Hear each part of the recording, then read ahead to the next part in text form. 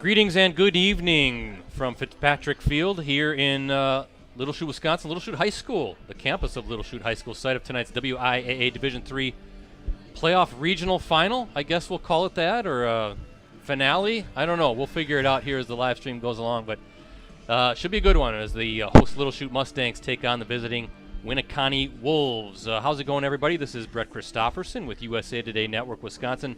Excited to be back after an unwanted 1 week hiatus. Obviously, COVID always a challenge this fall season, but we're gonna get it. We're gonna cross the finish line, and we got a good matchup as the Mustangs getting ready to take on the Wolves here at Fitzpatrick Field. Joining me, as always, down below in the stands is Jim Rosandick, manning the high definition cameras. We call him Rosie, but we have a pinch hitter tonight. No Ricardo Arguello. He needed tonight off, so we're bringing in the heavy hitter, the closer, the Goose Gossage, the Raleigh Fingers, the Josh Hader, the Bruce Suitors. I'm kind of giving my age by some of those relievers, but it is none other than Post Crescent USA Today Network Wisconsin sports editor Mike Sherry. Mike, how you doing? Thanks for hanging out with us tonight. Oh, I'm excited to be here. Mid to late November, and I'm not wearing a jacket. You couldn't ask for anything better. Most of the players on the field are in short sleeves, or a lot of them are for sure. Couldn't have asked for a better night for football. Well, I think I overdressed. The two games we've done here now this season were both really warm games. I should have wore shorts, but hey, I don't want to tempt Mother Nature because she's going to get back to me at some point, I know, as we start heading into December. So what are we calling this? Is this a regional final, just a playoff finale? The finish line? The finish line. I think that one more. What we're calling it is one more chance for these seniors to put on football equipment, and you can believe that they're cherishing this opportunity tonight.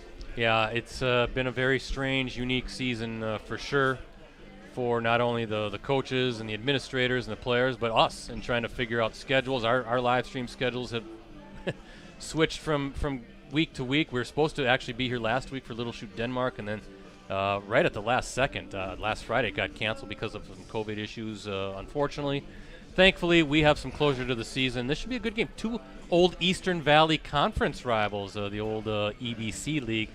But I tell you what, let's get some game notes done. I'll do Little Chute. Mike, you can do Winneconne. Sounds good. And I will start with the Mustangs, 5-3 coming into tonight. They also entered tonight's game as the number one seed in their 4-team playoff pod. They earned a forfeit win over Denmark last week, but their last actual game action was November 6th, 35-0 victory over New London. That was a Week 7 non-conference matchup at New London. Quarterback Tate Van Asten threw 3 touchdown passes in the win for Little Chute. He hooked up with Tate Huss on a 15-yard scoring strike in the first quarter. Van Asten also tossed TDs to Bennett Jansen and Stephen Hack. Jacob Melendrez scored on a 2-yard touchdown run for the Mustangs, and Nolan Lamers capped the scoring with a 77-yard interception return for a TD. On the season, Van Asten has thrown for 760 yards and 10 touchdowns while completing 62% of his throws. Lamers is the Mustangs' top rusher with 404 yards and 5 touchdowns on 94 carries. He's averaging 58 yards per game on the ground. Hack is next with 152 yards and a touchdown on 35 attempts. Huss leads all receivers with 33 catches for 385 yards and 6 touchdowns. Hunter Hermes is next with 14 receptions for 138 yards and a score, followed by Carson Weingard with 12 catches for 149 yards and a touchdown. Defensively, Ryan Verstegen easily leads the way in total tackles with 96. He also has 2 sacks and 3 forced fumbles. As a team, Little Chute averaging 134 yards per game through the air and allowing 91 yards, and the Mustangs are averaging 103 yards per game on the ground and allowing 99. That's the Mustangs. Mike, what can you tell everybody about the Wolves? Thanks, Brett. Yeah, the Wolves enter tonight's game as the number 3 seed in the 4-team playoff pod. They're coming off a 31-13 road win last week over number 2 seed Clintonville in the playoff opener. In that game, quarterback Tyler Youngbauer threw for 183 yards and 3 touchdowns in pacing the Wolves. He connected with Colin Jensen twice on touchdowns of 13 and 18 yards, and he also hooked up with Michael Matusik on a 60-yard strike. Also scoring for the Wolves in that game were Noah Burnt on a 1-yard run and Bobby Albright on a 35-yard interception return. Seth Schnell rushed for 148 yards on 32 carries as Winneconne outgained the Truckers 332 to 251. Defensively, the Wolves tallied 3 interceptions and limited Clintonville to just 8 rushing yards. For the season, Youngbauer has thrown for 1,104 yards and 13 touchdowns while completing 58% of his throws. Schnell is the leading ground gainer for the Wolves with 742 yards and 3 touchdowns. He's averaging 124 yards per game. Matusik is the Wolves' top receiver with 33 catches for 424 yards and 8 touchdowns. Jensen's next with 19 catches for 310 yards and 2 scores. As a team, Winneconne is averaging 184 yards per game through the air and allowing 135. And the Wolves are averaging 124 yards per game on the ground while allowing 78. All right, thanks, Mike. That was Winneconne. Yeah, already you saw one of the mistakes in my notes. Jensen was at 124 yards per carry. That's per game. Absolutely. I saw that. Yeah, you caught that. I was hoping I got that right. Your editor skills found one of my many errors probably tonight. No, it happens from time to time as you're trying to pump out these notes. But great to be here, boy. Again, gorgeous night. This in a regular year would have been State finals. Division 7, 6, 5, and 4. We'd probably be getting ready for the Division 4 final. Actually, I think that was always a 7 o'clock game at Camp Randall Stadium. You're right. Which would have been this. This is typically the division, Little Chute, Winneconne Division 4. We'll talk about some unique history here. Both programs have really seen some playoff success in the not too long ago, especially that crazy run by Winneconne back in 2014 that we'll talk about as the game goes along. But we appreciate everybody joining us here tonight on postcrescent.com. Also, the Oshkosh Northwestern website. Winneconne is we kind of share Appleton and Oshkosh. The Northwestern and the Post Crescent share coverage when it comes to Winneconne sports. Our colleague Jarrell Russian has covered Winneconne several times this year. Of course, they had the 2 week hiatus there early in the year where they had to sit down for 2 weeks and shut things down for 2 weeks. So Jarrell, very busy, our colleague down at the Northwestern, following the draft night celebration of former Oshkosh North star Tyrese Halliburton, picked number 12 overall last night by the Sacramento Kings. Good work by Jarrell on following Tyrese in his journey, and congratulations to Tyrese, one of our favorites. Yeah, it's a fantastic moment for not just for him and his family, but for the Fox Valley and for the conference. For the Fox Valley Association to have somebody from one of their member schools to get drafted in the lottery. Unbelievable. I saw Tyler Hero tweeted a picture of those two when they were just little tykes playing in the AAU circuit, and who knew that they'd both be lottery picks or first-round picks. Crazy. So we'll talk more about that in this game here, but first, the national anthem. For the playing of the national anthem.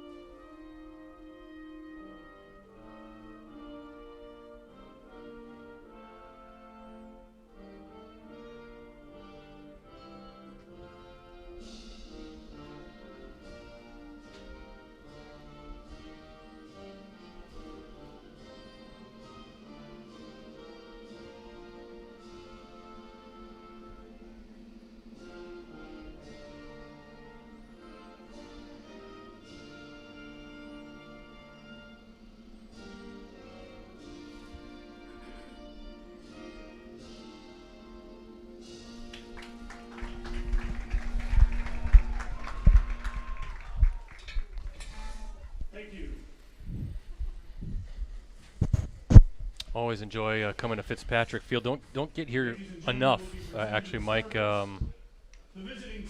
Think about some of these recent live stream schedules. Anytime like a Little Chute's playing a Wrightstown or a Freedom, for instance, would happen to be the same night Kimberly's playing a Fond du Lac or an Appleton North. So it just didn't work out schedule-wise. But this is our second trip here to Fitzpatrick Field.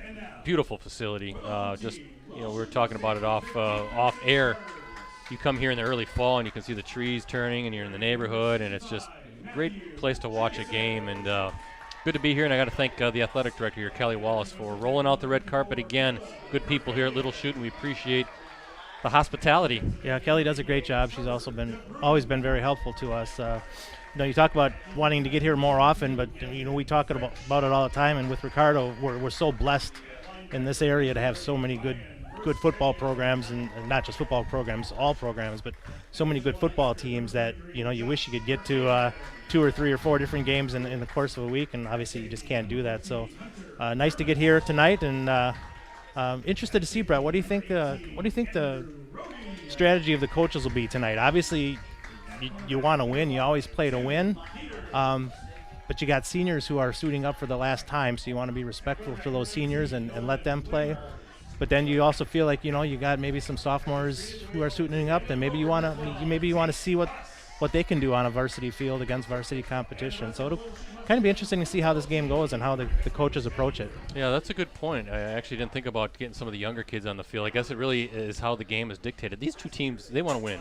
They want to close the season on a good note. So that they're coming in regular strategy, but the course of how the game plays out, I guess, will dictate playing time. And one team gets a big lead, you get a chance to put in some of the kids, or vice versa. I guess if you're down, okay, we chalk it up to a loss, and we'll still get some kids out there and get some playing time. But these two, I'm happy for not only these two teams, but all the teams that get to play tonight. This is the closure. This is finally, we know this is our last game. We can play it as our last game. You think about a Xavier, for instance, who powerhouse team, and they're not able to play tonight because their opponent, I believe it was Sheboygan Falls, had to pull out, and Xavier tried to find an opponent. They don't get to have tonight. They don't get to have that closure. So these kids are going to give it everything they have out here in the field tonight. Yeah, I think Xavier was looking for a game for tonight. They were willing to play tomorrow night. I think they were probably willing to play Saturday if anybody play anytime. If anybody was willing to play them. They wanted to play at home, but they were willing to go on the road if they had to. So really unfortunate for Xavier. And unfortunate for all the teams that didn't get to have this closure like you talked about.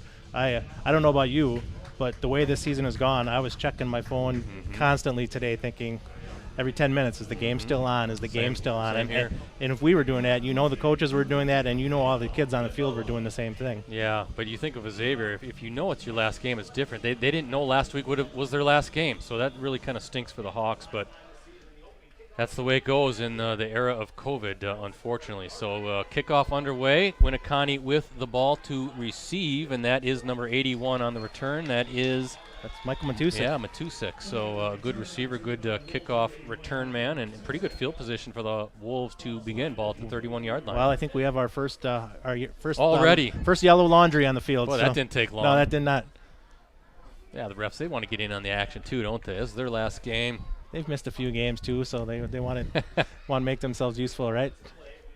And we're going to get a face mask, it looks like, so that's going to go against the Mustangs. So tack on 15 more yards, and look at this field position. It's going to be right near midfield for the Wolves to open things up. Yeah, I didn't see the face mask. As nice a facility as we have here, we do have a little bit of a small window we're trying to look out of, and we've got a camera in the way, and we got kind of Rosie's big head in the way, so we're doing the best we can here to see what's going on down on the field. Yeah, I know. It's if anybody's expecting like a 20 cameras with every angle, they're not going to get that. But I think they know what we can provide, and I like to think that we're some of the best in been able to bring you high school sports. Actually, looking forward to. We're talking about this too. We're going to switch gears quickly and start streaming basketball games after the Thanksgiving holiday, so looking forward to that. Absolutely. One more football game. Yeah, let's get this one out of the way first. That's a handoff to number 32, Seth Schnell, the senior running back. Pretty good push from that offensive front for the Wolves, and second and 4 coming up for Winneconne. 42-yard line is where they'll spot the ball.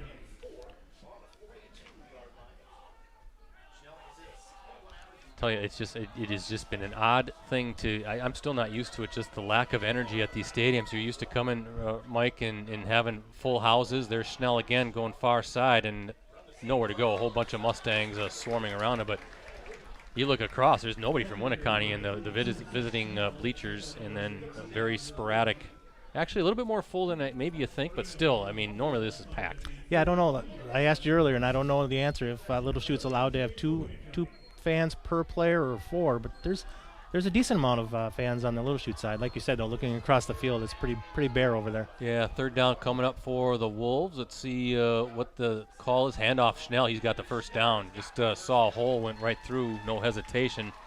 And fresh set of downs coming for the Wolves. I thought it was 2 per player here at Little Chute, but maybe somebody can tweet me. I'm at PC Bretzi. Let me know. I know when we did the Hortonville Xavier game, I believe Hortonville was 4 fans per player. So actually, Little Chute had a nice win over the Polar Bears earlier this year too. That was kind of a reschedule at the last second. Absolutely. And if you're just tuning in, and you're not hearing Ricardo tonight, we'll tell you why in a minute.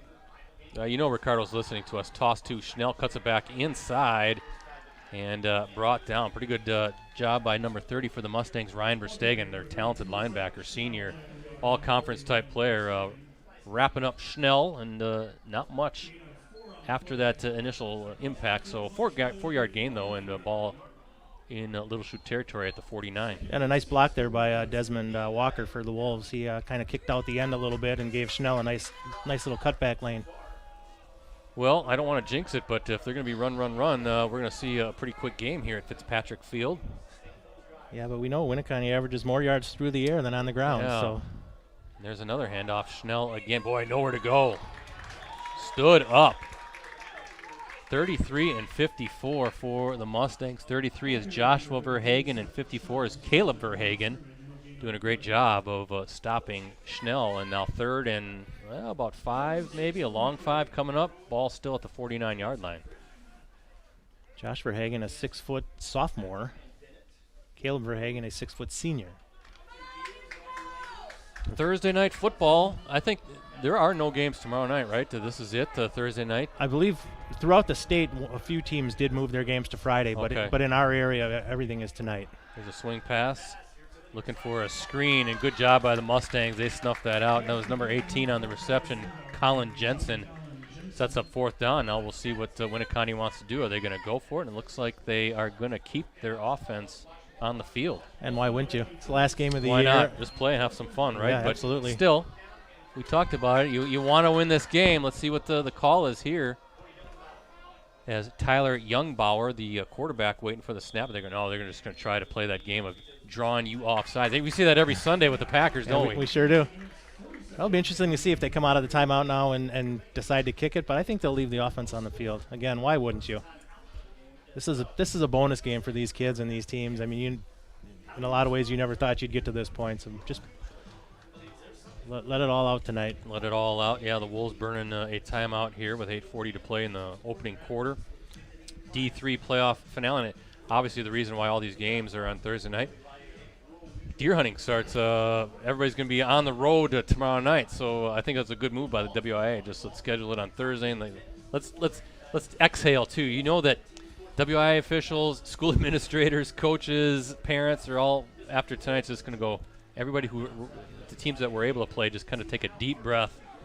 We got through it. We made it. That's what they're thinking. And for the schools that didn't get to play this fall, the ones that are going to be playing, in the spring. At least they get that opportunity. Yeah.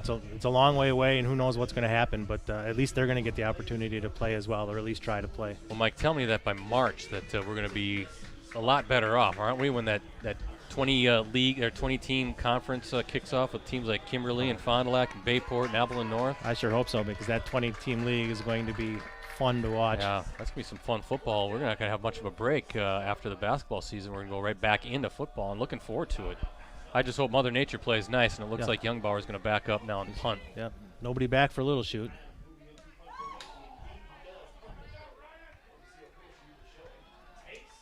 Yeah, that was number 12, Tate Huss, kind of directing traffic back there and just said, get away from it. Let's get our offense on the field. Let's start playing some football and getting our offense on the field. So scoreless. I would have gone for it.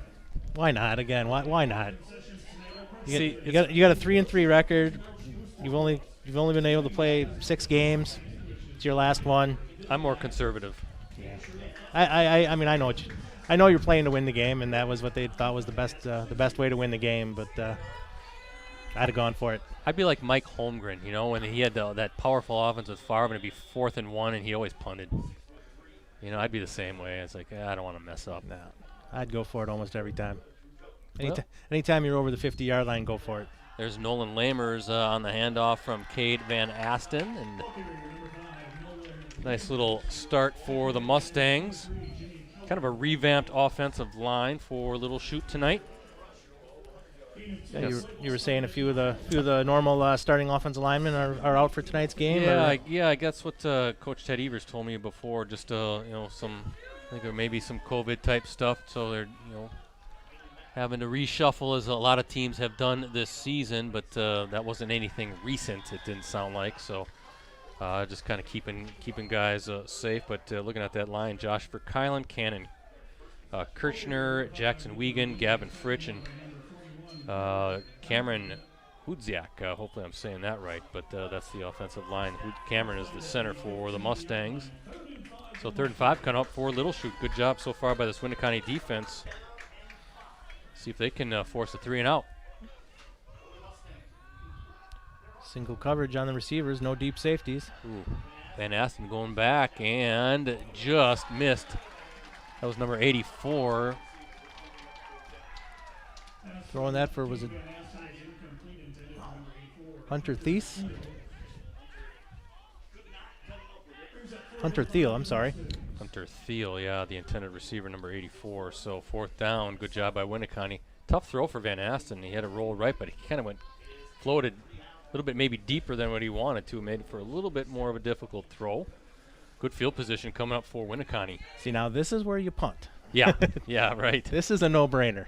Wyatt Thorpe back to receive this punt for the Wolves. High punt. And he's just going to back away, let it bounce a little bit. And it's going to be spotted 47, 48-yard line for Winneconne. About a 37-yard punt.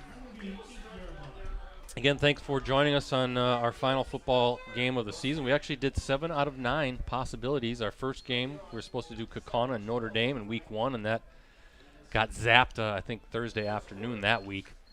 It's too late to reshuffle in last week, too. So, yeah, when the first game of the season got zapped as late as it did, I was thinking this is not going to go well. No. But, yeah, to do 7 out of 9 weeks is we're just thankful that we got that opportunity. Yeah, I feel like it was a victory for us as Schnell takes the handoff. Boy, hard runner. Doesn't hesitate, Mike. He takes that handoff, and he just explodes where he sees a little daylight. So ball on the Little Chute 48 to, let's see, 2nd and 6. Schnell is 6'1", 180-pound senior.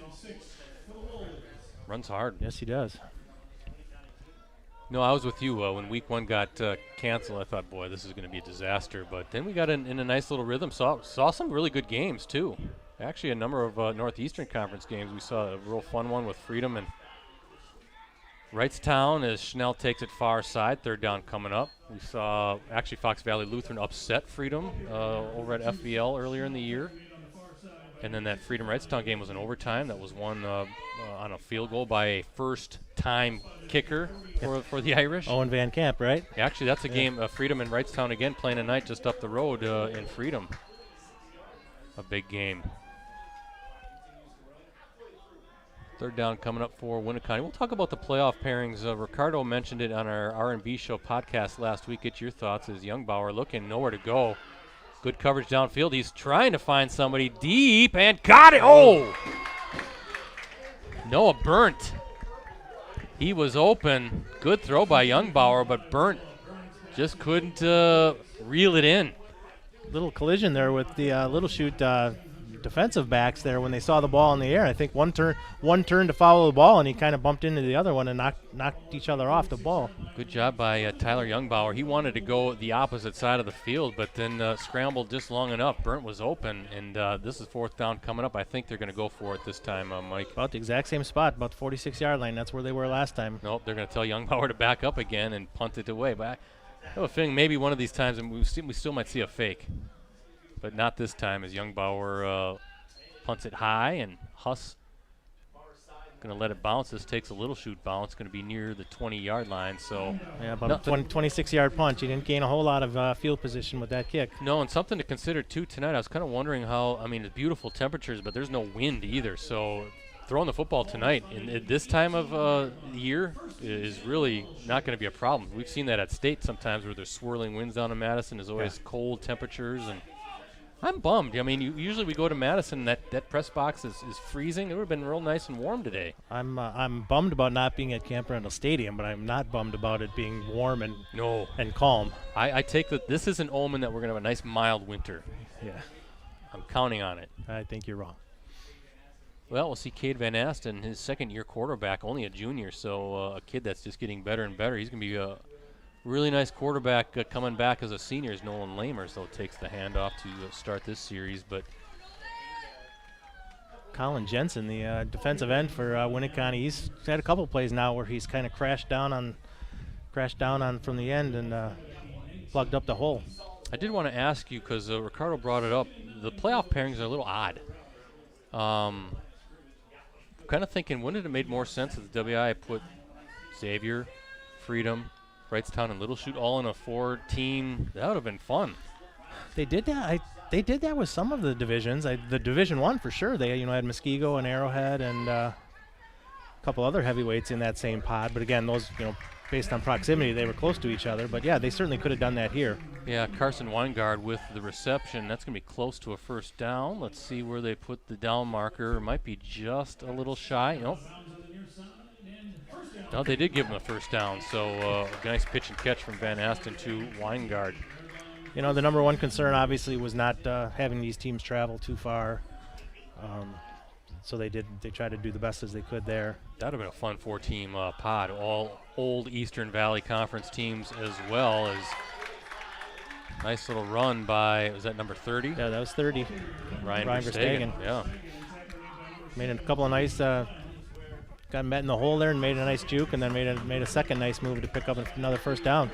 I'm guessing Xavier would have enjoyed that too, because now they're in the Bay. They don't get to play the Little Chutes and the Freedoms anymore. Those are great rivalry games in whatever the sport. Yeah, they played. Xavier played Wrightstown. I want to say, was it 2 years ago, late in the playoffs? I covered that game out at Wrightstown. I remember that one. But Xavier doesn't play Wrightstown too often, so that would have been a nice matchup. Nolan Lamers on the carry. Nice job on the tackle by Colin Voigt Loescher. I hope I'm saying that right. Number 16 for the Wolves.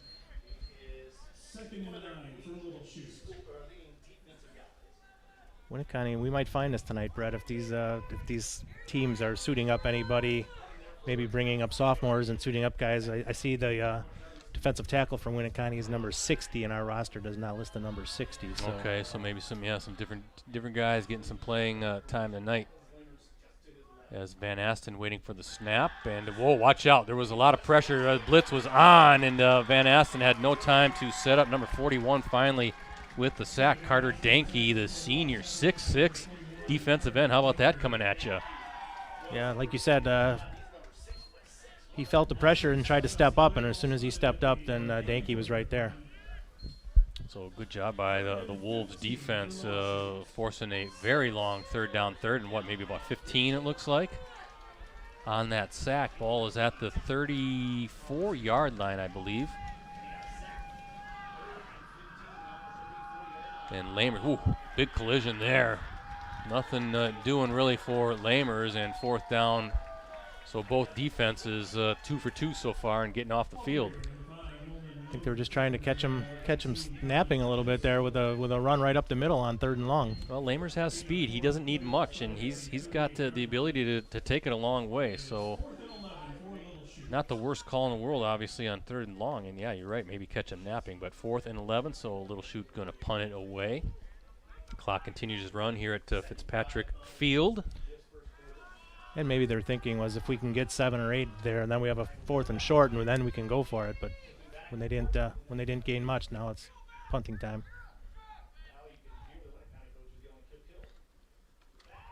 Ooh, high punt that's not really going anywhere. You can hear, nice Mustangs bounce, though, but you could hear that Winneconne coaching staff, everybody, get out of the way. Skied it, but just didn't have a whole lot of distance. The funny thing, as the Winneconne coaches are yelling, get out of the way, like 4 or 5 of the Winneconne players were already walking to the sideline. They didn't even care where the ball was going to stop. Run off the side, right off the field and onto the sideline. Yeah. So 1st and 10, ball at the 30, what we'll call it, 37, 38? Call it the 38. 2 minutes and 8 seconds left in what so far is a scoreless first quarter. Hey, I'll take a defensive battle. I like those. That's fun to watch. We saw a defensive battle when we were here last as Schnell takes it up the gut. That was a 9-6 Wrightstown victory over the Mustangs here. Wrightstown winning it on a late field goal. Those are fun games to watch sometimes. Absolutely. Nice job there again by Josh Verstegen, just coming up and meeting Schnell right in the hole.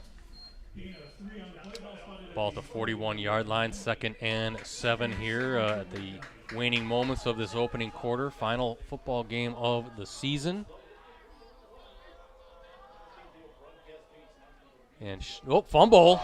Oh, I think Youngbauer fell on it just in the nick of time. So just a bad exchange there. Schnell just didn't secure it. Ball falls onto the ground. Youngbauer pounces on it, and they're going to lose those 3 yards. So 3rd and 10 now coming up. Caleb Verhagen for the Mustangs was right there, and he was ready to pounce on it. But like you said, Youngbauer just beat him to it.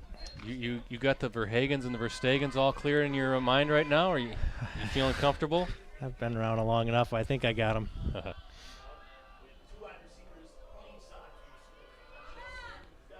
Youngbauer looking left the whole way. Nice catch. That was Matusek, but a really good tackle by Nolan Lamers, and 4th down coming up. And Winneconne will have to punt this away as the clock continues to run. Under a minute to go here in the opening quarter.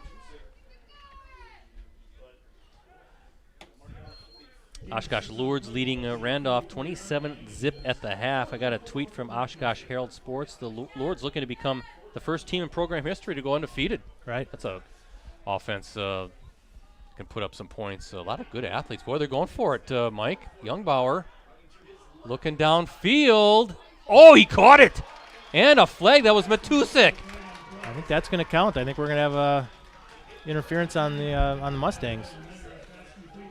Now the deep judge might be saying that the ball hit the ground. Oh, really? Okay. They're talking about it. One of the Little Chute players, maybe it was just wishful thinking, was pointing to the ground. There was definitely some contact downfield. Well, let's see what once they figure things out, what the call is going to be. Looks like they're going to huddle up one more time. Talk things over here. Because you got 2 calls to make. First, was it a completed catch? And secondly, obviously it seems to be a pass interference call coming up. So, yeah, Rosie down here saying the back judge said it did hit the ground. Speaking of back judges, how about Marquez Valdez-Scantling using the back judge as an extra blocker? I was going to ask Alan Lazard about that. Here's pass interference call. No, they're saying it's a catch. Catch and interference. So the pass interference is declined. So they got together. They said it was a catch. And you obviously going to take that over the penalty. So a heck of a throw, a heck of a catch by Matusek. And Winneconne in business here. 1st down coming up. Always interesting how those discussions go with the officials. You know, like Rosie said, the back judge was pointing at the ground as if to say he thought it hit the ground. Maybe the side judge over there on the sideline had a better look at it. Well, again, MVS, we're going to ask Alan Lazard about that on Clubhouse Live. Unfortunately, we had some technical glitches on Monday, but I wanted to know with Alan if he's ever used the back judge as an extra blocker as number 5, Noah Burnt, taking the direct snap and plunging ahead, and that's how the first quarter is going to come to a close. Scoreless at Fitzpatrick Field. We'll switch sides, get things reorganized, but I can tell you, everybody, Clubhouse Live, that's Mondays at 6:30. Packers Packers wide receiver Alan Lazard is our regular co-host, and Jamal Williams will be the guest on Monday's show. Unfortunately, this past Monday, Jamal was supposed to be our guest, but we had some technical issues, some severe ones that weren't of our doing. They were of the program we used to stream that was, as we found out, pretty much out nationwide, worldwide. to anybody who was trying to use it to stream. So we'll do it again on Monday, have some fun, maybe talk about a Packers victory over the Colts. That should be a good one. But And so cool of Jamal Williams to agree to come back next week. I figured he would. When I asked Alan, I said, do you think he'll do it again? And Alan said, yeah, I think he'll do it. Yeah, I wouldn't expect anything different from seems to be such a cool guy. So you can watch Clubhouse Live. I co-host it, so does Ricardo Arguello, and Rosie's part of the crew too. But it's virtual this season. Unfortunately, we can't be at the Clubhouse Live in downtown Appleton, but next year we will. But this year you can watch it at clubhouselive.com or postcrescent.com, any of our USA Today Network Wisconsin websites and Facebook pages, facebook.com/Packers News. So there's our YouTube channel. You can't miss it. Just Google Clubhouse Live, Alan Lazard, and you'll find it. And Alan doing a great job. And it looks like he's going to be finally back on the field. yeah, he was a full participant in practice again today in full pads. I saw that. So Yeah, so getting ready to go after that core muscle surgery. and they can use him. Colts have a fantastic defense. So They do. It's going to be a tough game down in Indy.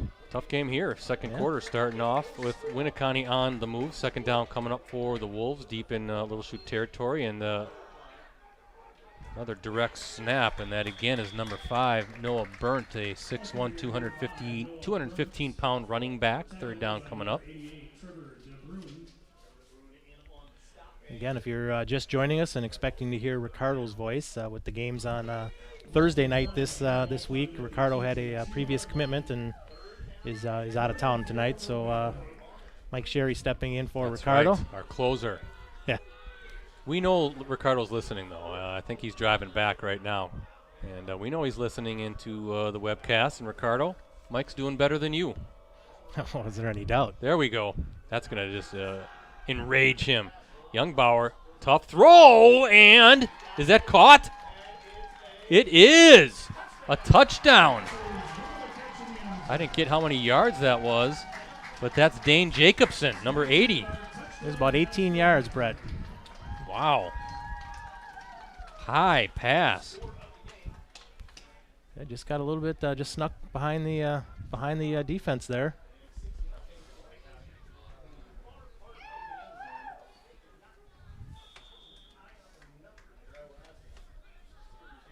So we'll get the PAT coming up. That is number 16 on the kick. Evan Miller with the kick.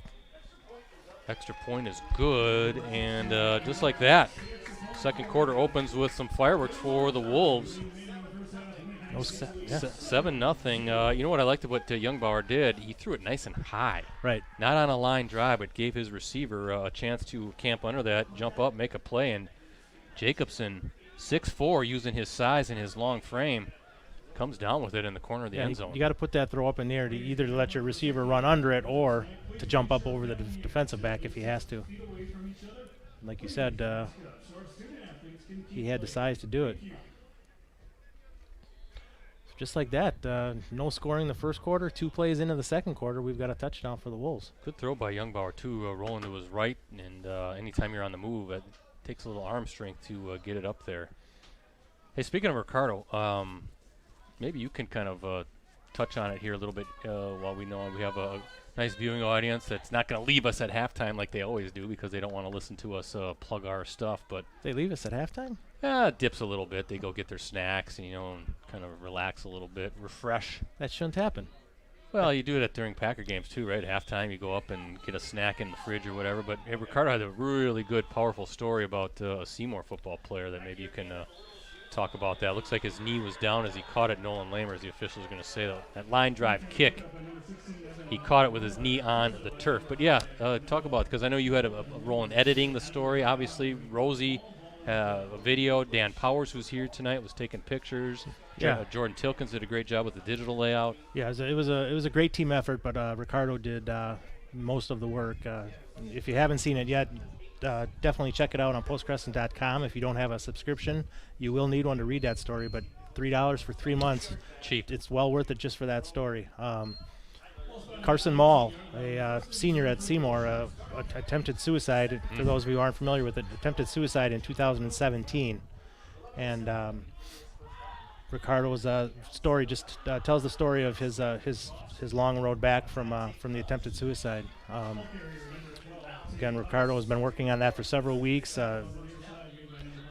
initially, one of I think one of the caseworkers who's worked with Carson and his family reached out to Ricardo and said, Carson and his family are kind of ready to tell their story. He wants to get his story out there to help as many people as he can, especially high school students who might be thinking or going through some of the same things he was going through.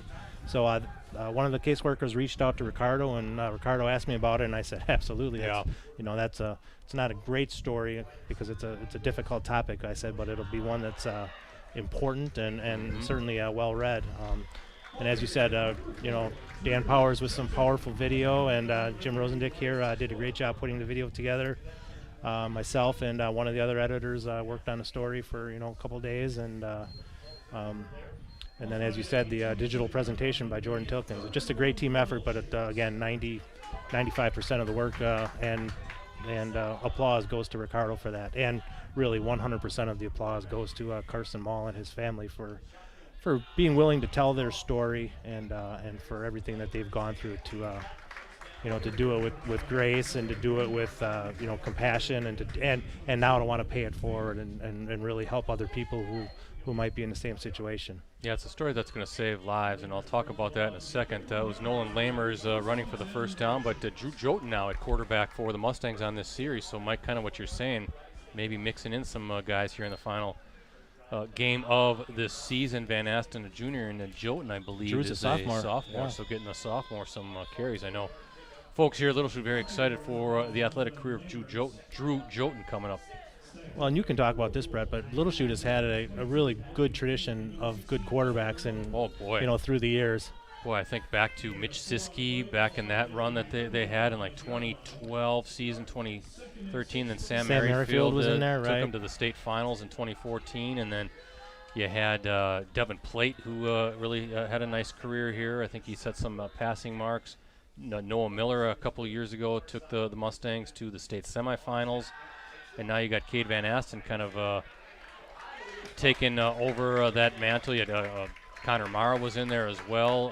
That nice catch along the near sideline by Tate Huss, another good athlete here at Little Chute. So they got really good tradition. We can talk about that here in a little while, just kind of the playoff appearances and what these two programs have done. That's funny. As we're rattling off the names of those quarterbacks, I knew they had a great tradition of quarterbacks, and as you were rattling off the names, there was a few in there that I forgot, and I said, wow, yeah. Yeah, and I think even way back in the day, Jim Johnson, early 2000s, he was our Post-Crescent Player of the Year that year. Went to Minnesota Duluth and won a national championship there. I think he played safety up in Duluth. Yeah. Watch out! Ooh, almost broke it. That was, I think, Verstegen on. Ryan Verstegen. But Jim Johnson, I think, was a kind of a dual-threat quarterback, a really good runner. Yeah, and, played safety in college, and like you said, was on a national championship team there. Yeah, so Little Chute in a lot of sports they've had a lot of good success, a lot of really good athletes in multiple sports. Wasn't all that long ago when you saw the basketball team, the boys' side, going to state a couple times, and looks like Winneconne is going to call a second time out. Remember Turner Botts and Kenny Lowe and all those guys. DJ DeVolk on that team, right? DJ was coming off the bench. He was younger. Yeah, but boy, powerful teams back then under Coach Mickey Martin. And the track program here has been top-notch. Girls volleyball was just at state last season, I think, or 2 seasons ago maybe, under Anna Moss. I had Hannah Vandenberg. You had Tess Kaisers on the girls' side, and Parker Glottemans. I mean, a tremendous athlete who's done really well at Mankato. He's kind of wrapping up his excellent college career over in Minnesota over there. So, yeah, the one thing that's missing at Little Chute is that elusive WIAA Team State Championship. Really the only school, and hard to believe that they don't have one with all the good athletes and teams that they've had. So some team at some point is going to finally break through, and it's going to happen. Absolutely, it'll happen. But like you said, when you run into the Xaviers and the Wrightstowns and the Freedoms in the playoffs, there's never an easy road. No. There's never an easy road in this area to make it to state. No, and the Little Chute football program is running to St. Croix Central, the Middle Border Conference, talking about football in the state semifinals a couple times, and just that's a powerful league. St. Croix Central's won some titles. Somerset's won some titles over there as Joten hands off to Nolan Lamers. It's tough. It's tough, especially when you get to that level where regardless of the sport, you're playing really good competition. So, but getting back to what Ricardo, the fantastic store. You do need a subscription, but as Mike said, $3 for 3 months for unlimited digital access. Come on. I think Come on. 99 cents for 1 week. So if you just want to read that story, I think it'll cost you 99 cents. Come on. It's no different. Way back when, if that was a print-only product, you'd have no problem throwing 75 cents on the counter and buying a newspaper. So please support local journalism by subscribing to us. As Jolton going deep downfield. Oh, good defensive play. That's Matusik knocking it away. He had Carson him. Weingart with the intended receiver. He had him open, and I thought the ball was going to get there. The throw just fell a little bit short, and then, like you said, nice job by the defender there to react to the ball and recover. One last thought on that Spencer Mull story, but that also really Carson Mull. Or Carson Mull. I'm sorry. sorry. My apologies. Carson Mull. Yep. It really goes hand in hand with that long-running series that we did, USA Today Network Kids in Crisis, exploring really that very same topic. Absolutely. And just outstanding work by all you guys, and you give it a read. It's really well done. Nice catch by Tate Huss, showing some good hands, some good fingertips, bringing that one in, and Jolton kind of slinging it right now for the Mustangs. And you can find his story. Can you find it on any of our websites? Was that an all market? Yes. I don't believe it in Milwaukee, but on the other 10 markets that we have in Gannett, Wisconsin. Yes. Sure. So and then of course that includes postcrescent.com and greenbaypressgazette.com, since Seymour is one of those teams that's shared between Appleton and Green Bay as far as high school coverage. Jolton 1st and 10 for the Mustangs in Winneconne territory. Wow, just got it through as Huss makes a guy miss. Huss off to the races, dropped down, fumbled, but out of bounds near the 20-yard line. Showing some confidence in the sophomore. Yeah, and I think that was his best throw right there. A few of the first couple of completions he's had have been a little high, and Huss has maybe bailed him out with some good catches, but that quick decision there and just threw a fastball right to the outside there. Not much of a window either, because I saw a couple of Winneconne hands there trying to knock it free, but and he's not your prototypical quarterback there. He's listed as 5'9" on the roster, so he's seeing hands and helmets trying to throw through. Like Doug Flutie and Drew Brees, right? They were successful, smaller quarterbacks, and there's again that Huss. Huss again, yes. So he and Huss really developing a nice little chemistry here in this drive as the Mustangs on the march here.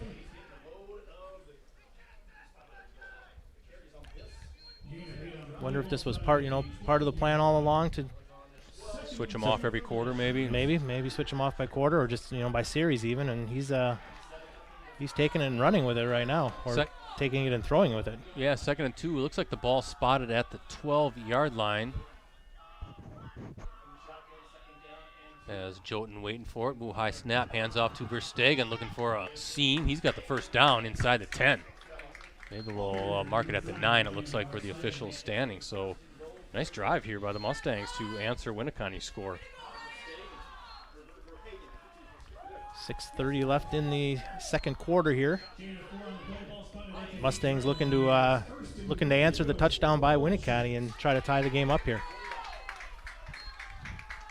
Ball at the 8 is what they're going to officially mark it as. So we'll see what Jolton has in store for this play.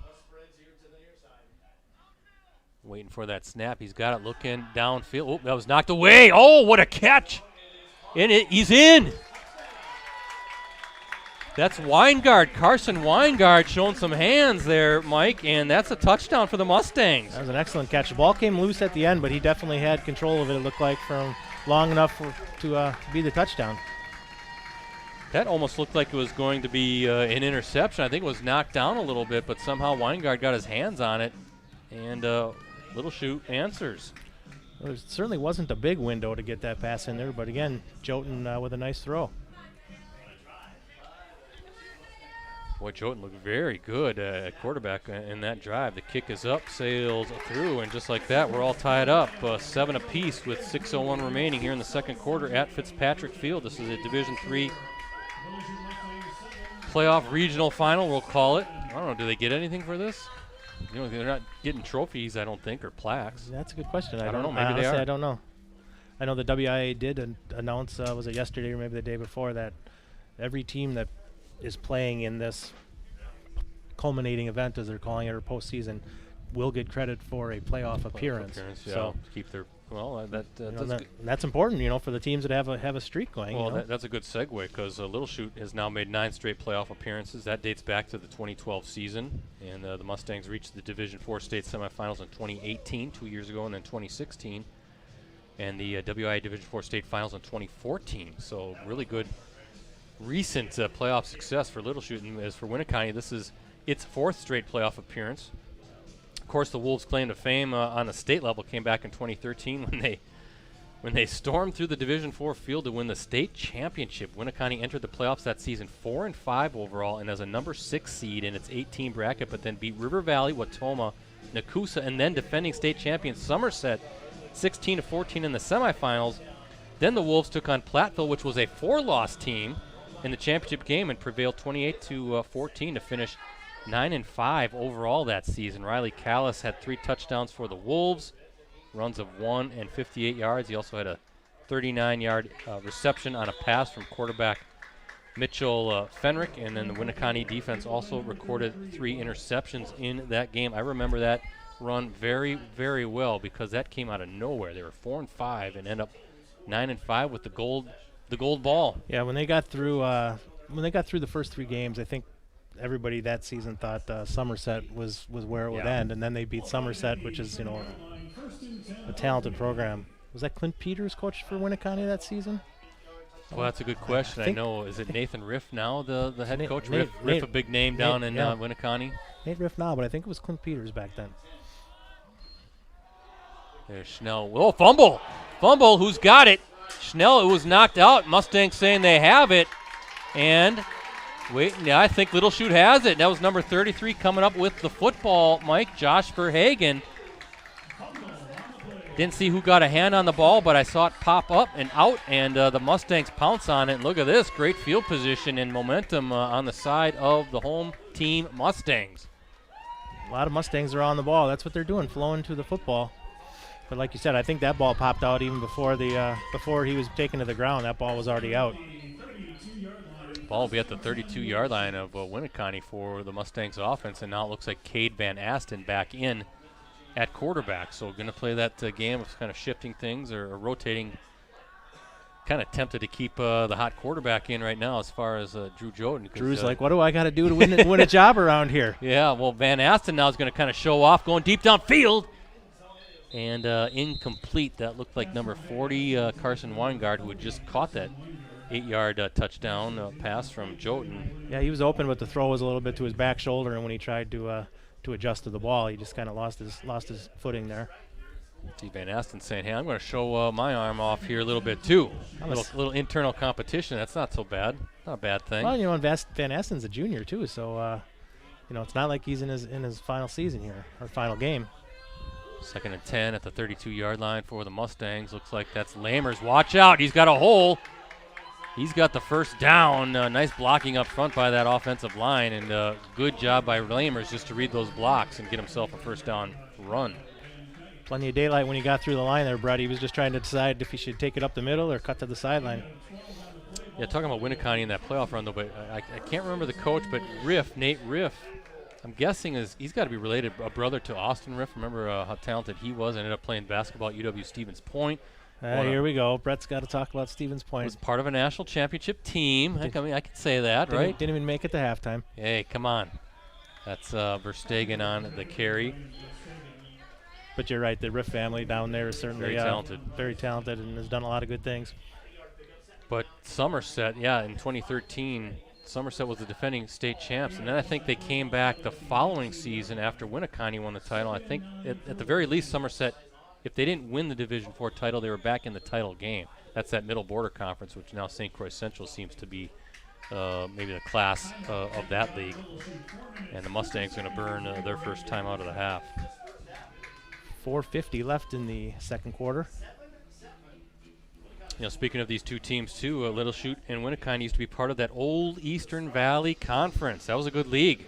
Absolutely. Last time these two teams met, based on my research, was Week 7 of the 2014 season, a 32-6 Mustangs victory here at Little Chute. That was the season the Mustangs played their way to the Division IV state title game where they fell to Somerset. 28-16. Teams around here always seem to play those middle border teams either in the state semis or in the finals. Right. I think when Little Chute lost in the state championship game, that was to, was that the, yeah, Somerset. Somerset. Right. I know, I'm thinking they had a couple of close calls in the state semifinals with St. Croix Central. So good football success with these two programs, certainly in recent seasons. That Eastern Valley Conference, that was a fun league. You had Xavier in there. You didn't have Wrightstown, which was unfortunate. But those teams would go down and play Berlin and Ripon and Winneconne. They go south. There's a handoff to Verstegen. Watch out on the run, and he is in for a 19-yard score. How about that? Initial contact about the 5-yard line there, Brett, but there was no way he was going to go down. He had a full head of steam there. Yeah, kind of twisted and turned himself back into the end zone. Ryan Verstegen with the score, and Little Chute quickly turning a turnover into a touchdown. Gil Bedola on to attempt the extra point here, Brett.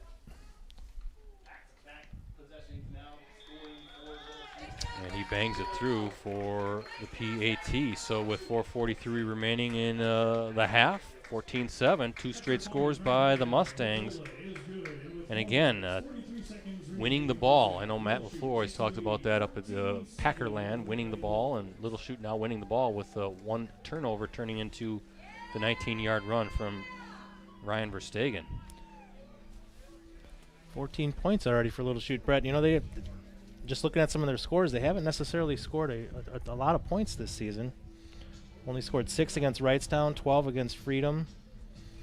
Didn't score against Luxembourg-Casco a few weeks ago, back in week 6. That was a tough game. I think that was there were some more COVID Had issues some going players on. out, yeah. Some stuff going on there. Yeah, their two trophy games this year. They lost a tough one to Freedom. That was a county ensign, the battle for the county ensign. And then when they take on Luxembourg-Casco, they play for the LC trophy. Basically, it's just an LC, so it's kind of some fun traditions there. But I have to say, I'm a little bit more partial to the Eastern Valley. I always like that league. You know, you had this. You have Denmark and Marinette now in the football conference. You got two teams now in Michigan that they have to. Yeah. At some point, when COVID is over. And you know, as good as the Eastern Valley was in football, but some of those schools you rattled off, that was a brutal conference for basketball. Oh man, there was some talent in that league. Yes, there was. I always wish it was still the Eastern Valley, but then you add Wrightstown to the mix because they're tailor made with where they're located, just down the road. Absolutely. We talk about a great 4-team pocket when you have FBL, Little Chute, Freedom, and Wrightstown all so close together. I always wish the Eastern Valley would have had Wrightstown as part of it, and I always know Clintonville was kind of looking to get out of the league at that time, and I think they were talking about the Central Wisconsin Conference. That might have been a good fit for them, and you could have brought in a Wrightstown, but what do I know? What do I know about conference realignment? Nothing. Well, now you got to go up to Michigan and play two football teams. You know as well as I do, when you start talking realignment, you're going to have 50% of the people happy and 50% of the people upset. Jeez, that's a tough job, but it just seems strange that you're going to go play, Menominee and Kingsford? Schnell giving it right back to the talented Wolves running back after the fumble, and that Mustang defense now kind of tightening up. Those lanes aren't quite as open as they were earlier in the game. And not that they were even wide open, but it just doesn't seem like that push along the offensive line is happening as much as maybe we saw initially. Yeah, I'm not keeping individual stats like Ricardo normally would, but Schnell has certainly been a workhorse tonight. Second down and 6. Ball at the 34-yard line, swing pass. That's burnt on the reception. And third down now, and this is a big spot for Winneconne, big spot for the Little Chute defense. Winneconne trying to turn this momentum. The down marker says it's 4th down. I think it's 3rd down. It's 3rd down. Yeah. So ball at the 37-yard line. 3rd down coming up for Winneconne, but an opportunity for Little Chute to get off the field and get an offense that's starting to roll back on. See what Youngbauer can do. Quick pass over. Nice catch. Nice little play. Little slant inside, and Colin Jensen with the reception. Youngbauer, no hesitation. That's where he was going with the ball the entire time. That's not an easy catch either. He was wide open, but that ball was a little bit below the waist. That's kind of tough to reach down there and pull that in. Oshkosh Lourdes now with a 40-0 lead, so the Knights in command of that one. I have to see if I can find a Freedom Wrightstown score. There's a toss. And that is number 22. That's Logan Fink. I don't think we've called his name yet, but nice little run. Now, as I'm saying, that was a great job blocking up front by the Wolves and Winneconne in Little Chute territory. You mentioned that Lourdes Randolph. That's a rematch of a game from a few weeks ago, and I think that first matchup went overtime with Lourdes winning. So I'm going to say Lourdes made the adjustments then. Of course, you just don't know who's available right now either. Youngbauer swings it over to Matusek, and that's a first down. Matusek, nice looking receiver. Look at Michael Matusek, 6'1", senior, 160 pounds, good hands.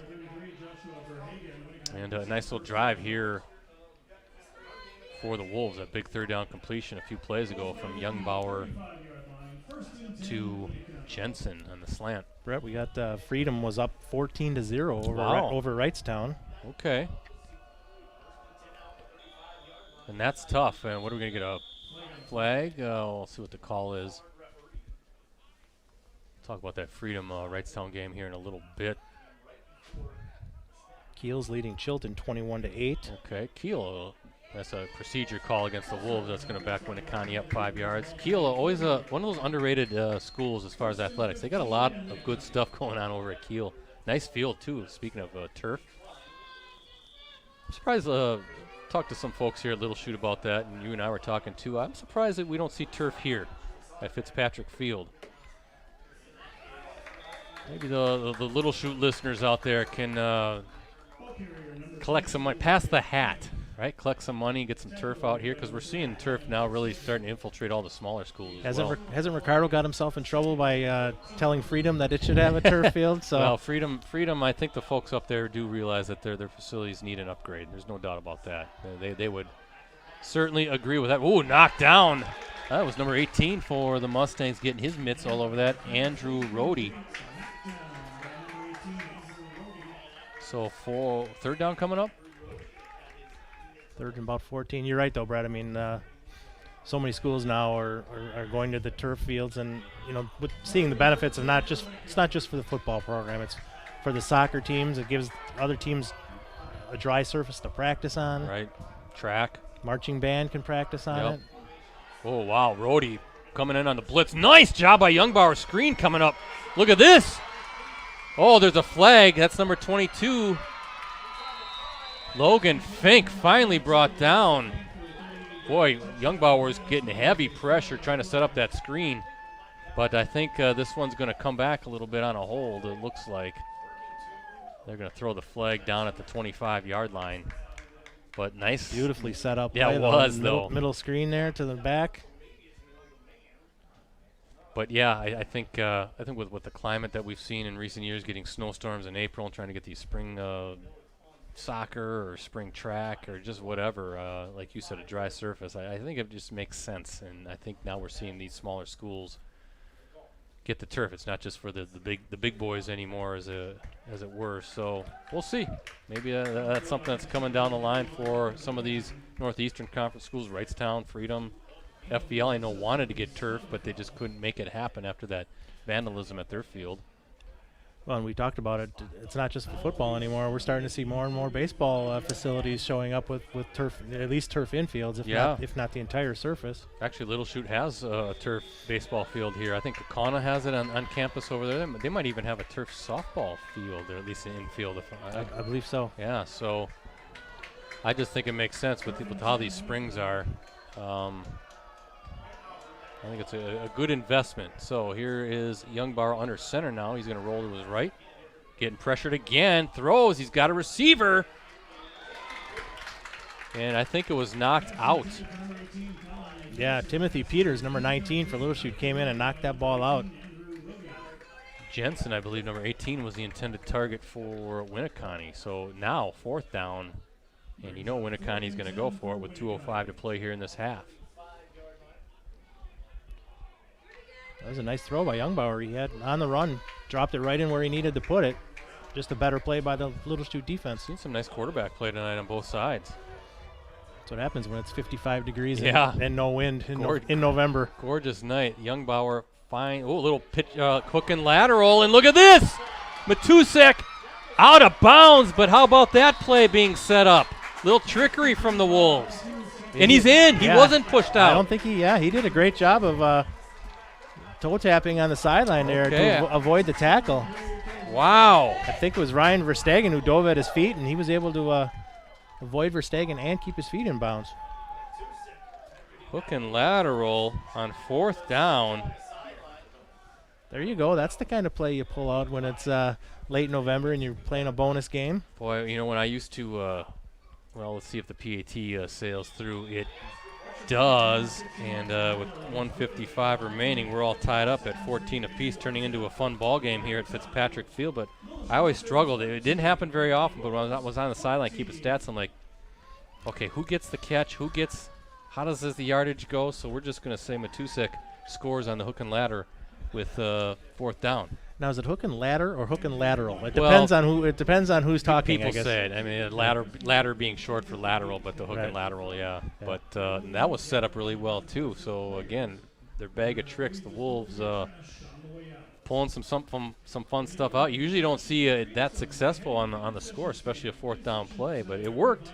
That's the kind of play that you practice, you know, once or twice a week, or maybe the Thursday practice. Well, today is Thursday, but normally the day before the game practice, you start practicing some of your trick plays. You run through them all, and you know the kids are telling coach, we can run this one tomorrow night, and the coaches are like, yeah, right. So nice to see them actually pull it out there. Yeah, I thought he was pushed out around the 5, but yeah, the official along the sideline said nope, he was in. Both hands went in the air, and score's good. So 14-14, Mustangs will get the ball and an opportunity to put some points on the scoreboard here late in the half. Is that ball? I'm going to say, if you don't want to nonchalant too much on a kickoff, you hope that it goes sailing into the end zone. Little Chute's deepest receiver there was at about the 20-yard line. I don't know if he was expecting a short kick or. You just don't want the ball to bounce back towards you. Then it's a live ball, and you better hustle and fall on it. But that's one rule I don't like. I don't know how you feel about it, but in high school, when the kickoff goes into the end zone, it's an automatic dead ball. Yeah. I don't, you know, let them run it out. If you can catch it 2 yards deep, run it out. And it's always been that way in high school. I know with NFL and college changing all these kickoff rules in the last few years, it's hard to keep up with everything. But that's been a high school rule for almost ever. It's hard to keep up with all the different rules just at the different levels. You know, I sometimes wish it was more uniform. Absolutely. Van Asten in at quarterback again for the Mustangs. And that's a handoff to Lamers. And Lamers has some running space along the far sideline, 1st down. So clock stops to move the chains, but Mustangs still with 2 timeouts to use. I was going to say, you mentioned that Freedom Wrightstown score. The problem with that for the Tigers, being down 14-zip, they don't have an offense that can get back into games when they get down by 2 or 3 scores, because they are just ground and pound. And we kind of saw that a little bit when they were playing Freedom before. There's a nice throw and catch to number 40. Number 47, who unfortunately we don't have on our roster. Have that on the roster either. We'll try to find out at halftime who that is. I can hear the PA guy next to us. He kind of hesitated too. Who's 47? We don't have him on the roster. He's out in the game though. As Van Asten quickly snap, pump fake, and finds his receiver, gets out of bounds. That's number 14. That's Hunter Hermes. But yeah, in that Wrightstown Freedom game, it was kind of methodical, tough. But we saw that really when Wrightstown took it on the chin against Concord on that non-conference game, and they got down in a hurry, and they just don't have an offense that can generate a lot of quick touchdowns, a lot of quick scores. Right, and as we say it, Freedom's now up 21-0. So that's going to be tough. Freedom seemed to be the class of the Northeastern Conference, I'd say, in football this year. I really thought Wrightstown, with that 3-pronged rushing attack, but kind of running out of steam here down the stretch. Trying to set up a screen. Nope. Number 55 for the Wolves all over that. That's Austin Jennerman, 5'10", senior defensive lineman. Excellent play. He sniffed that out. He saw the screen coming the whole time.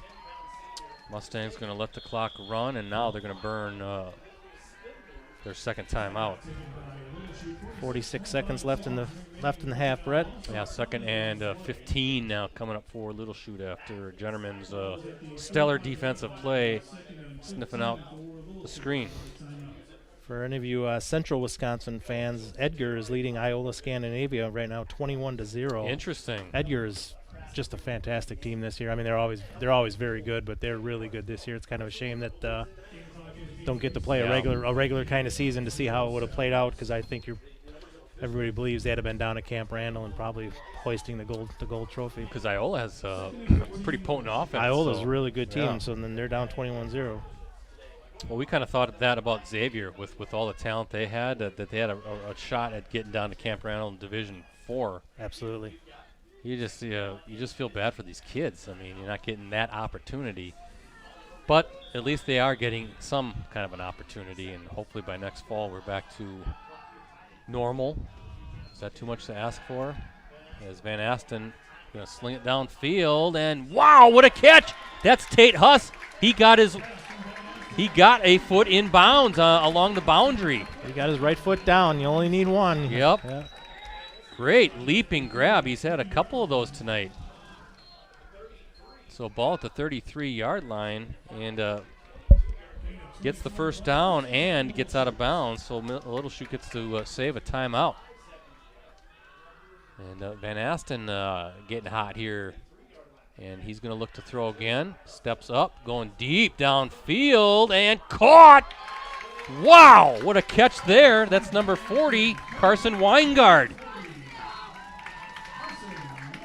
And that's inside that's down by the 5, it looks like. Nice job. They flooded the area with 2 receivers, and the Winneconne defense kind of pulled up on the short guy, and Weingard snuck behind him. Clock starts, and he spikes it. Yeah. So 2nd and goal at the 5. Now Van Asten doing the same thing we saw Youngbauer do, throwing it high for his receiver to make a play, and Weingard showing some great hands to come down with that. And now the Mustangs in great shape to put another score on the board before halftime.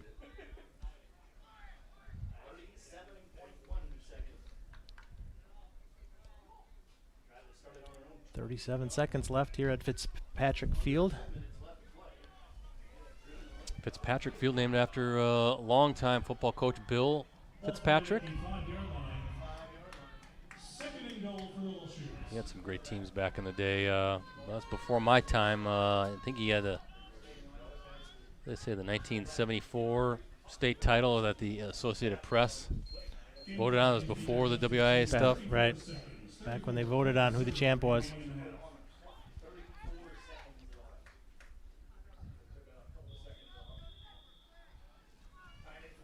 Second and goal at the 5. Van Asten waiting. High snap. That's Verstegen looking for his second rushing score. And let's see, is he in? No, he's short of the goal line, so I think Little Chute's going to have to burn a timeout here. And the Mustangs will use their final timeout of the half. 3rd and goal officially at the 1, it looks like. It was close. It was close. Got about the half-yard line. I think with 25 seconds left, you could probably run the ball here if you wanted to. And if you don't get in, you still could rush up to the line and get off another play. Now, here's a situation, Mike, where I'd like to see the quarterback under center. You see too much of this pistol stuff, or shotgun. And it's like you're at short yardage, you're at the goal line. Just get under center, sneak it, and get in. If Tom Brady was here, he'd call his own number and sneak it in, right? He's the master. He's the master at that.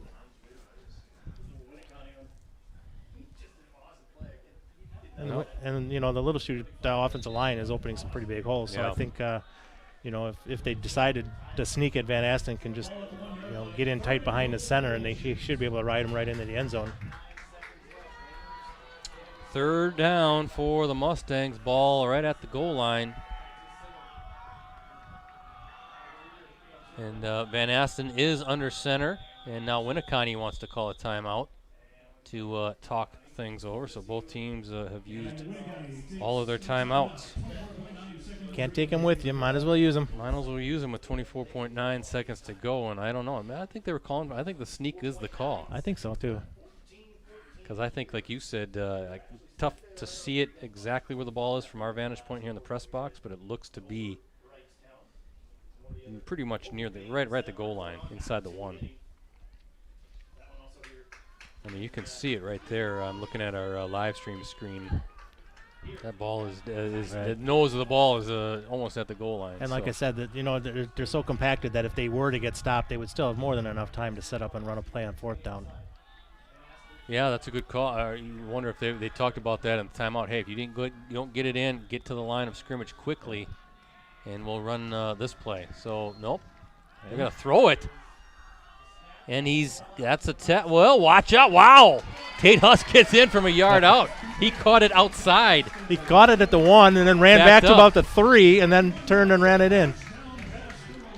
So we were both wrong. Yeah. They didn't sneak it in. They didn't ram it up the middle with Verstaegen.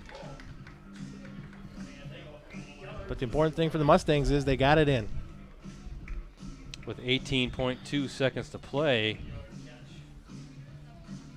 Again, from our vantage point with the angle, it's kind of tough, but watching Huss, all of a sudden, yeah, he's backing up, and then he had to kind of shuffle his feet and get his way back into the end zone as the clock is running.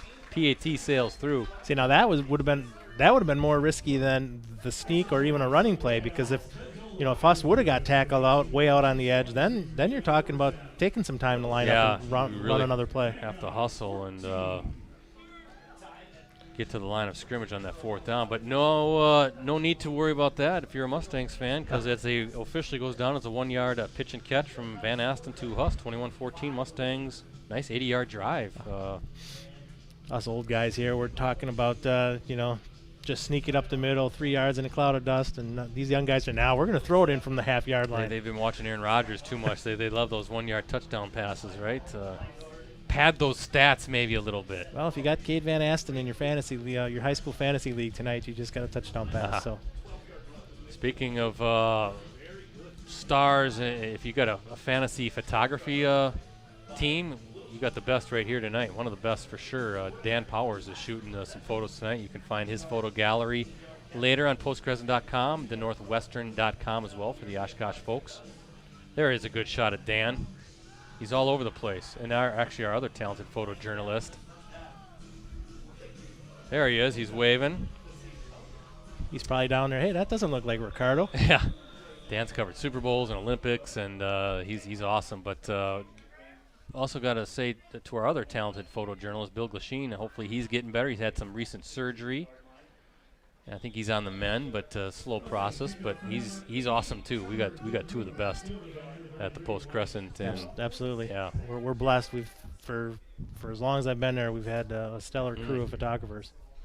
But yeah, Bill, I think he had a little work done on his neck. I hope he doesn't mind me saying that. But you got to figure lugging all that camera equipment around for year after year. That's got to your back, your neck, all everything. That's why Rosie can hear me. That's why we got smart with all of our equipment. We purchased a couple wagons. We were hauling gear, and it's like, this is crazy. I went actually had to cover of all things, a President Trump rally at the Resch Center.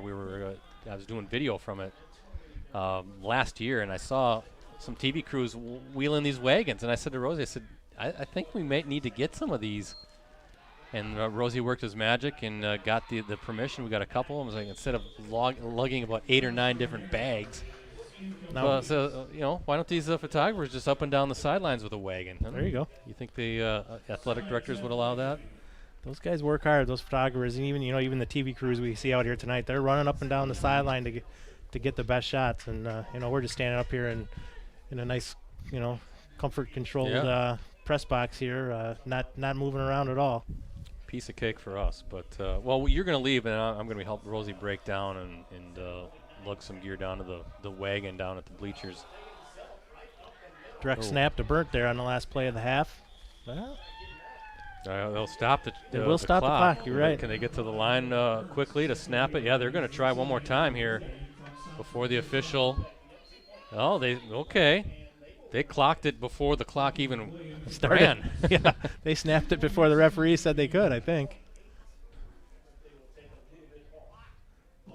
I think they're going to talk things over here a little bit. I don't know if that's even possible.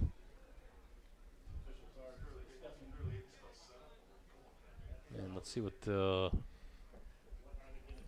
decision is. The official behind the quarterback, behind the play, he started, winding the clock just about the exact same time as Winneconne was snapping the ball. Correction, ball is at the 49-yard line. With the clock being played as second and 10 for Winneconne. So what are they saying here? First down I think they're saying 2nd and 10. I think they gave. or 2nd and 10? Oh, no, they're saying 1 second on the clock. So they put 1.8 off the clock. They just said 1 second remaining. So last play coming up. Barring a penalty on the defense. Correct, yeah. Let's see if they have another trick play coming up. Watch out. Ooh. Oh, intercepted.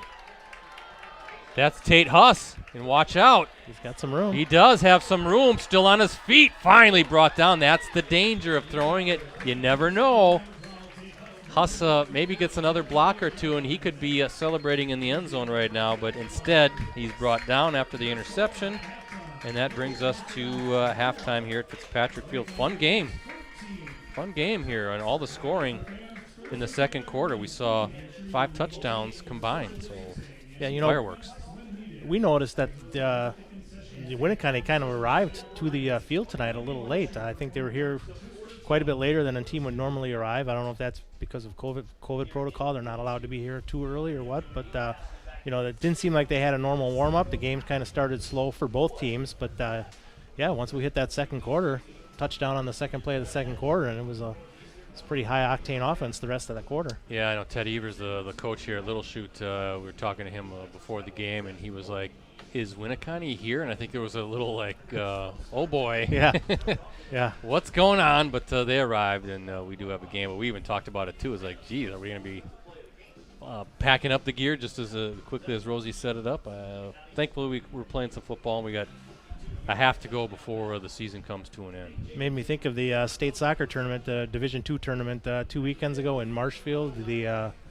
I don't know if you noticed the Delavan Darien, they had all kinds of bus problems going from Delavan up to Marshfield. They had to get like 2 or 3 different buses because it kept breaking down. So they put quite a delay in the Division II state soccer tournament up in Marshfield. So I didn't hear that. Yeah, so when Winneconne wasn't here, 40 minutes before kickoff tonight, you start to get a little nervous, like, uh-oh. Well, they're here. We're playing some football, and soon enough we'll transition to boys and girls basketball. Looking forward to that. And again, everybody's going to have to be patient, and schedules are everything's going to be very fluid. You're just not going to know quite what we're going to be doing, and some games we're going to have on the live stream schedule, and they're going to get called. I mean, I'm just pretty much bracing for that. That's just how it's going to be. Absolutely. I think we saw it today, like the Fox Valley Association sent out its winter sports protocols. First of all, the good news is all 10 FVA schools are in and planning to play winter sports. I think most schools around here, it seems like the only sticklers really are sort of the Madison, Milwaukee area. Yeah, right? Madison, Dane County especially, but yeah, there's been a lot of schools announcing that they're not going to start until after the first of the year. Yeah. But you're right, most of the schools here, it looks like, are going to try to start. Give it a shot. That's all you can do. Yeah, Try. Be smart, wear a mask, and what I think everybody's going to limit how many fans, if any, are in the gyms. Some will not have. Right. And the FVA will not allow fans home or road. Right. Like Oshkosh, the Appleton schools, I think, are not allowing fans home or on the road. Same with the Oshkosh schools. You'll have to wear a mask. We talked about it earlier. The interesting thing is going to be the competitors, the players. They're going to be masked up as well. That's a very interesting dynamic. When you're running up and down the basketball court. I don't know. I think when I played, and probably when you played, you think about it. I can't imagine that for running up and down the court for a whole game like that. Some sort of a breathable mask, I guess. But that is my concern. Is if you're really exerting a lot of energy and trying to catch a breath, are you going to sort of get dizzy because you can't take that deep breath? Right. But I mean, come on, you're just going to have some of these kids are going to have to pull the mask and try to get some sort of a breath. But yeah, I think the good news.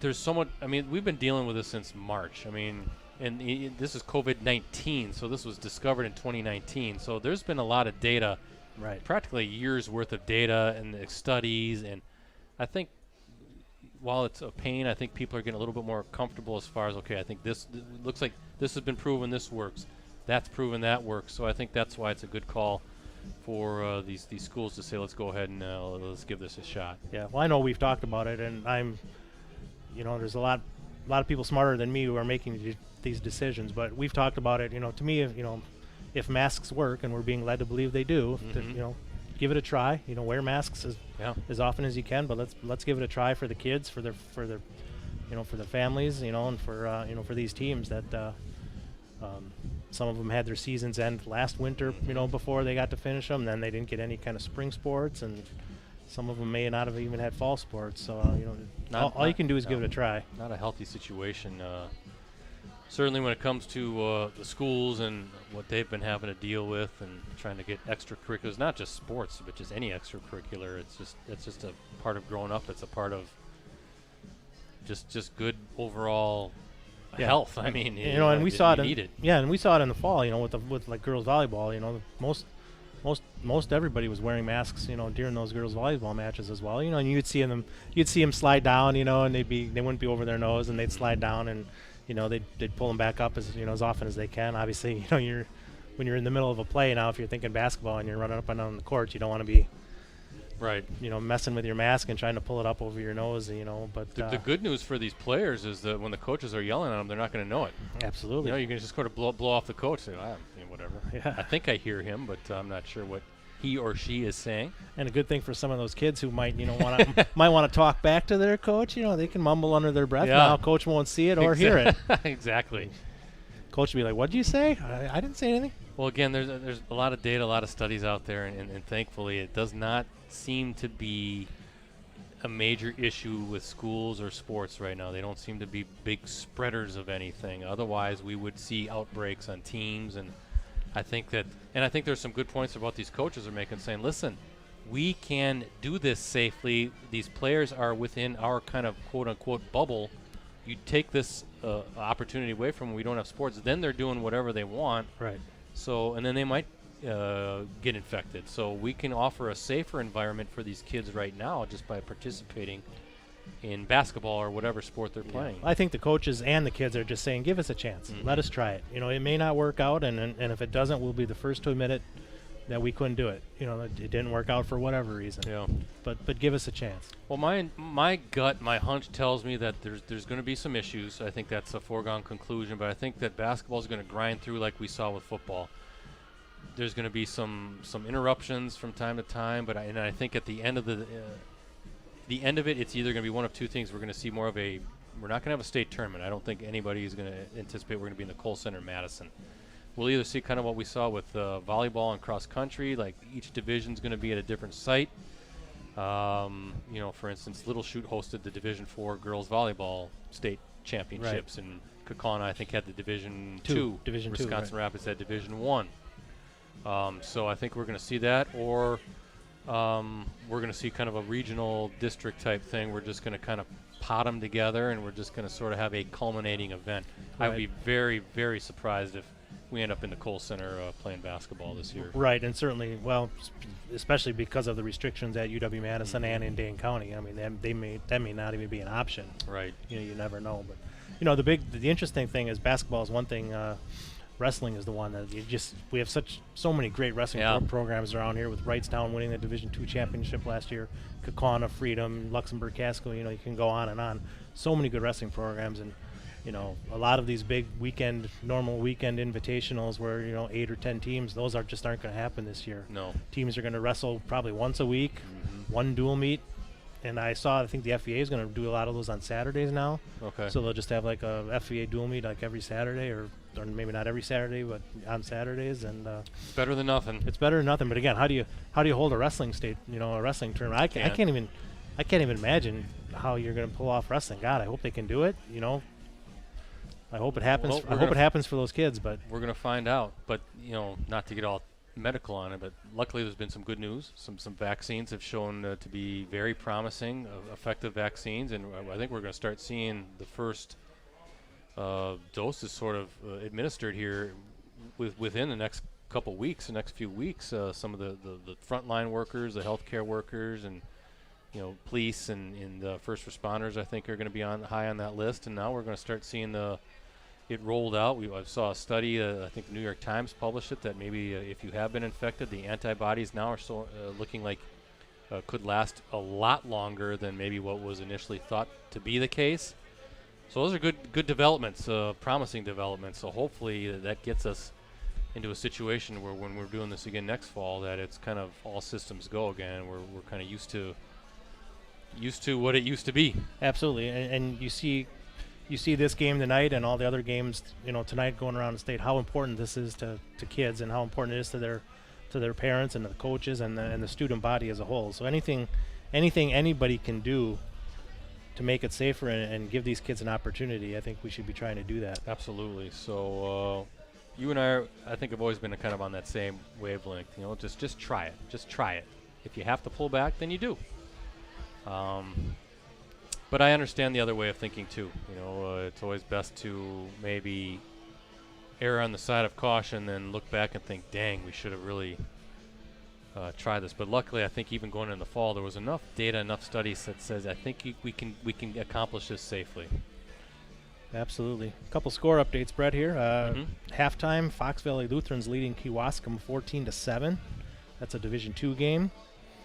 Freedom and Wrightstown still 21-0. That was at halftime. The Irish on top, yep. Little interesting score. Wittenberg-Burnham with 13-7 over Stratford at halftime. Stratford, certainly last year they had that amazing season until the state final. I think they had shut out like 9 or 10 shutouts, going into the late in the playoffs. Amherst 35, Brilliant 8 at halftime. Okay, I was wondering how that was going to go because I know Brilliant really a renaissance for the Lions after being down for quite some time. Our colleague Ricardo mentioned that in his column that ran today about how Brilliant had been down for, really good in 2010 and a few years after that, and then now they had a few down years, but this year they were outstanding. But yeah, Amherst leading Brilliant 35-8 at the half. Amherst, a great program. That must be at Amherst. Yes, it was. Yeah, they have a turf field over there. I think they spruced up their facility. We streamed a game there a couple years ago. 2 years ago against Springs, right? Yeah, that was a fun little trip. They were talking about what they were going to do, and now I guess it's a top-notch facility. Another score, Kiel 48-8 at halftime over Chilton. Ooh, well, that's running clock. You mentioned how good Kiel is. Chilton, I know Chilton has had all kinds of problems with the virus this fall, with kids being in and out of the lineup and things like that. Manawa leading Bonduel 20-8. Edgar's still up 34-0 on Iola. And that Lord's game has gone final. Lord's 40, Randolph 0. So the Knights end it on a great note. So the Knights finished their season undefeated. Where are you getting those scores, by the way? Postcrescent.com. See, you're always out at games on Friday night while me and Jim Oscola are updating those live score files. That's where I need to be going. And we always say everybody on Twitter, tweet your scores using the hashtag HSSWI, but I got to go on the Post Crescent app and just keep track there. Well, what we do is we have a file with every game from our G10 markets, which is for those who are listening, that's Appleton, Green Bay, Oshkosh, Fond du Lac, Manitowoc, Sheboygan, Stevens Point, Wisconsin Rapids, Marshfield, and Wausau. There you go. Those 10 markets, we call it the G10.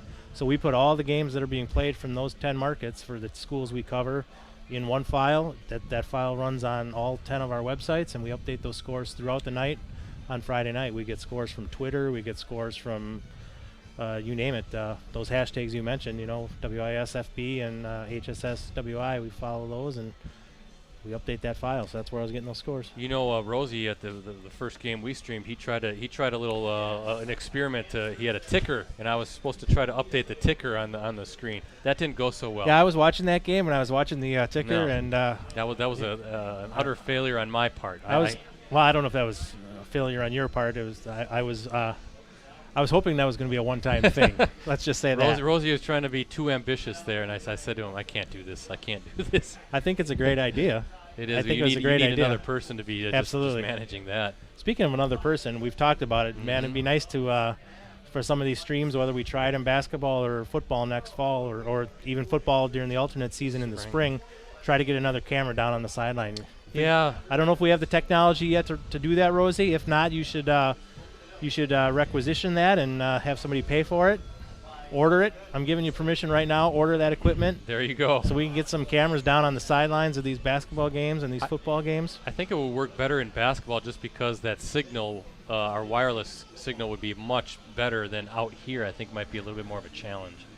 But I don't know. Maybe the signals have gotten better since we kind of talked about it a couple of years ago, trying to do it in football. I mean, I think the presentation we give to people on our live streams is fantastic, and it always has been. But That'd be just something that'd be awesome if we could just start giving even more, adding more layers to the coverage that we do. Yeah, I think that's a good idea. So, well, we'll talk about that some more maybe as we get into basketball and how we can add. Well, what our dream is to have an actual truck. You know, a $50,000 truck. A truck? Maybe even $80,000 loaded with equipment, and about 20 cameras so we can offer replay and different vantage points. And okay. But I don't think our executive editor Jim Fitzhenry will sign off on any of that stuff. Yeah, I think and rightfully so. I think when it comes time to sign that paperwork, there won't be any pen in the ink, or any ink in the pen for that one. I should go up to Fitz and say, "Hey, what do you think about this? This is my idea. What do you think?" I think he would kind of probably laugh and say, "What's your next idea?" Yeah, come up with something better, please. Yeah. Nah, but we love being able to bring these games to people. We of do. course, again, if you're just tuning in, Ricardo's not with us tonight. I'm stepping in for Ricardo, but Brett, Ricardo, and Rosie are our live stream team. Just do a fantastic job. Well, I appreciate it. It's not just most of what we do is sports, but it's not just exclusively sports. We've done some news side stuff and did actually a pre-election stream a few weeks back. So, but yeah, I mean, Clubhouse Live again Mondays at 6:30. That's our Packer show. Normally it's in front of a live audience as well as stream, but it's all virtual, all stream this year. But again, you can watch it on any of our sites. Clubhouse Live with Alan Lazard. Jamal Williams will be Monday's guest. Once we get back into a little bit of a rhythm, Varsity Roundtable will return. That's our weekly high school talk show that Ricardo hosts. So it's kind of more of an in-studio show. And with everything kind of being in flux, that's why we decided let's just hold back and see. But maybe we can kind of relaunch it in the wintertime since all the teams will be playing. I was going to say, for those of you wondering, the reason we're not doing it is, as Brett said, we do it in our studio. And not only do we have the guests, but most of the time the guests bring their entire team with them, and even some of the coaches come with. And our studio wasn't a big studio, and we'd have 15, 20, sometimes maybe even can't socially 25 people crammed yourselves into a little studio, and you just can't do that right now. So, but we might be able to do something virtually here as more teams are going to be back at it in the winter season, and of course our games of the week podcast. Right now we're doing every other week the R&B show with me and Ricardo. So. Just good to be busy. Good to be, the unknowns of late summer. Wondering what are we going to be doing? How is this going to work? And we're doing it. Yeah, and you mentioned basketball, but for those of you who don't know, girls basketball started practice this past Monday already, and next Monday boys basketball and wrestling, and I think boys swimming start up practice. Hockey started practicing this past Monday already. So. Winter sports they're already underway. Games will start next week. There'll be a few games, I think, on Tuesday. Yep. Not a lot. Most teams are starting after Thanksgiving, but there'll be some games next week. And that's what we'll do. We'll wait. We'll get through the holiday. I think we got some time off to take, but then we'll start cranking out the basketball streams and Clubhouse. Keep it going. Hey, that's what we do. So, and that's I know at least we get some attaboys from time to time from the viewers. So we always appreciate that. I think it's coverage that they've come to expect. Been doing it a long time. Yeah, we don't do it for the attaboys, though. We do it because we just love watching these kids play sports. Yep, no doubt. Actually, I think our first game stream was in 08, so we've been doing this 12 years. Clubhouse Live started in 09. This is our 12th season.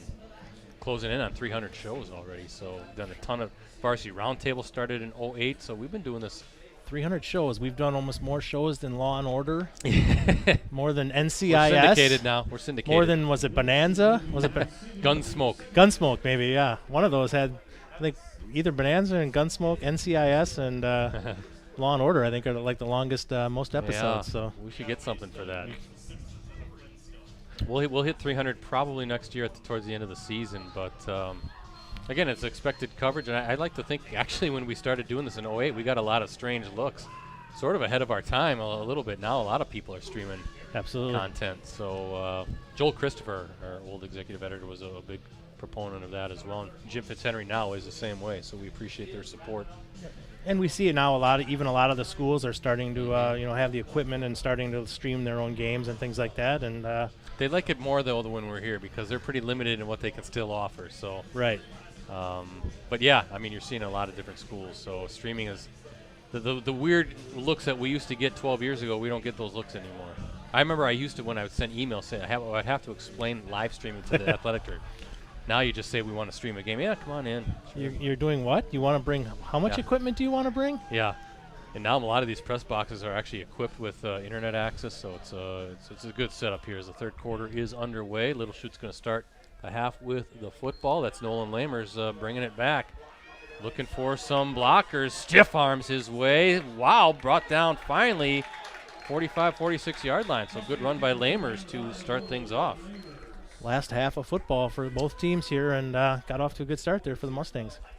Quickly, the scoring, Winneconne 18-yard pass, touchdown pass, opened the scoring to Dane Jacobson. Then Carson Weingart for Little Chute caught an 8-yard touchdown pass. These are all second quarter scores. Ryan Verstegen, a 19-yard run for the Mustangs.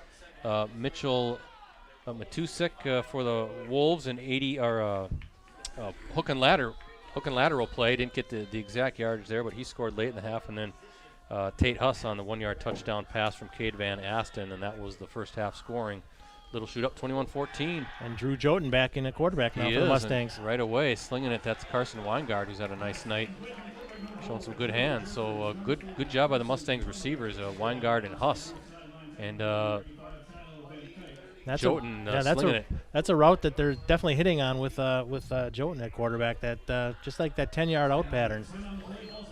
I don't know if that's one that he feels real comfortable throwing, so they're calling it a lot, or if that's just what they think the defense is giving him. Quarterback controversy. Joten hands off to Lamers, pushes a defender away.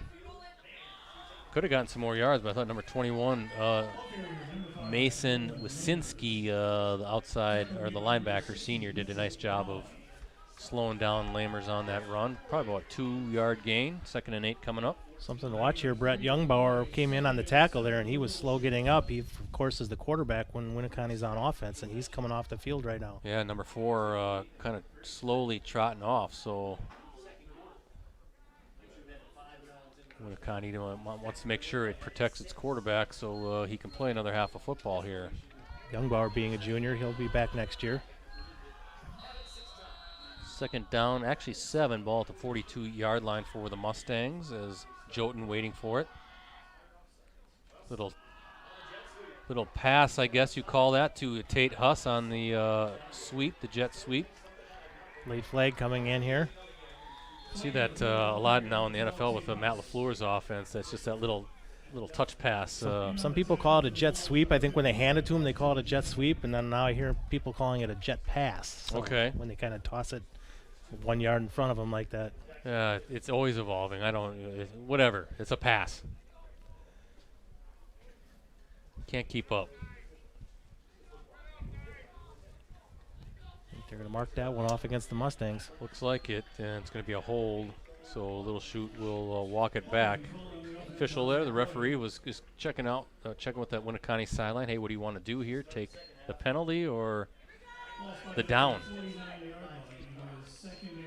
So they're going to walk this back now at the 49 of Little Chute. So a big penalty there, a 2nd and about 15, 16 yards coming up.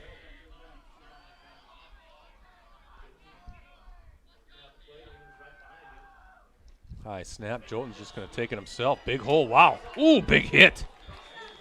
That was number 7. Joey Clem for Winneconne. He came up from his safety spot there and put a good lick on Joten right in the thigh pad there. Yeah, Joten looked like he had a little something going there too. So a good tackle by Clem, forcing the 3rd down. Yeah, he was about 10 yards downfield before he got touched. But when he got touched, it was a good hit.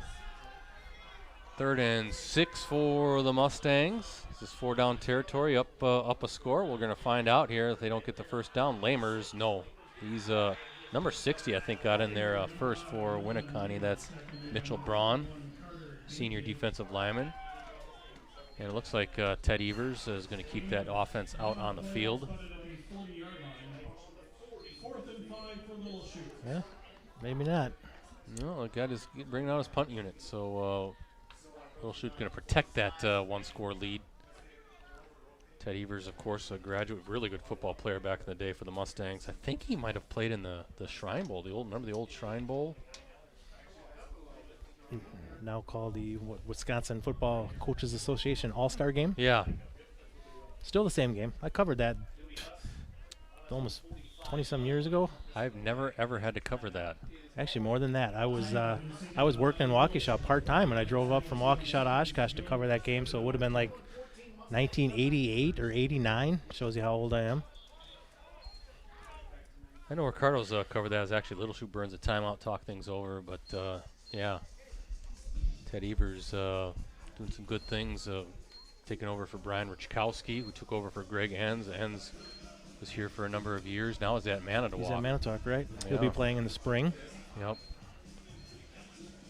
So Enns kind of really had a nice run, especially at the end of his tenure here. Got some of those teams in the playoffs, and then Brian Richkowski, tremendous success as well. Now kind of turning some things around quickly at Ashwaubenon, Right. back to his home conference, former Bayport quarterback. Both of them might be watching tonight, checking up on Yeah. their old team. Little Coach Enns and Coach Richkowski, two good guys and good coaches, as Tate Huss getting ready to punt this away for Little Chute. And now Ted Evers taking the mantle and doing some good stuff as well. Oh, look at this. Huss, it's a fake. There. Oh, nope. Oh, what is this? Oh! Did he get it? No, there's a flag. He's got the first down. I didn't see who caught that. He got the first down. We'll see what the flag is.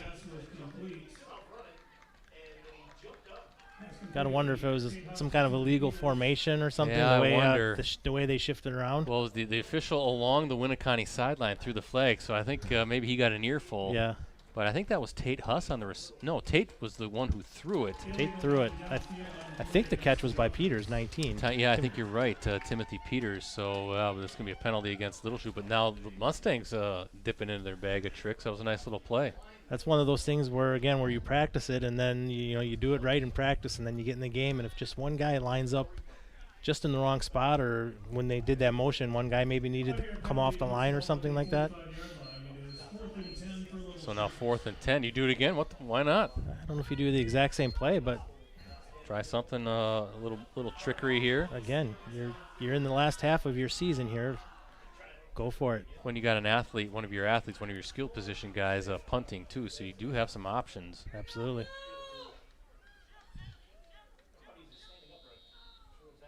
So we'll try it again after the penalty.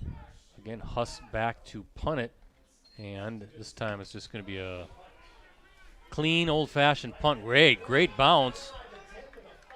And inside the 5, right by the goal line. How about that? Outstanding roll and kick there. One of the Little Chute players kind of slipped down, and his feet were like laying in the end zone, but I don't think he was the one who was holding onto the ball at the time. So you can see where the official marks the ball, right where it says G at the goal line. So that's like inside the 1. So long field. G for good punt. That was a good one. Long field ahead for the Wolves. And again, that's something as the deep guy there for Winneconne, ideally you come up and catch that ball so it doesn't roll like that. But they've let most of these punts roll tonight. So Youngbauer is in at quarterback. So whatever injury he went off the field with on defense seems to be over it. That's good. You want to see you don't want to see anybody get hurt, obviously. So good to see Youngbauer in and see if the Wolves have a 99-yard drive. That's nothing there for Schnell.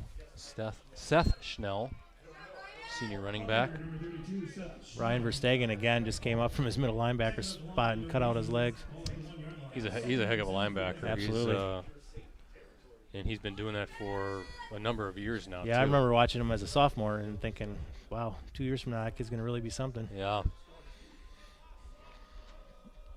Second down for Winneconne, deep in its own territory. There's a little handoff to Schnell trying to get out of the end zone, or away from the end zone.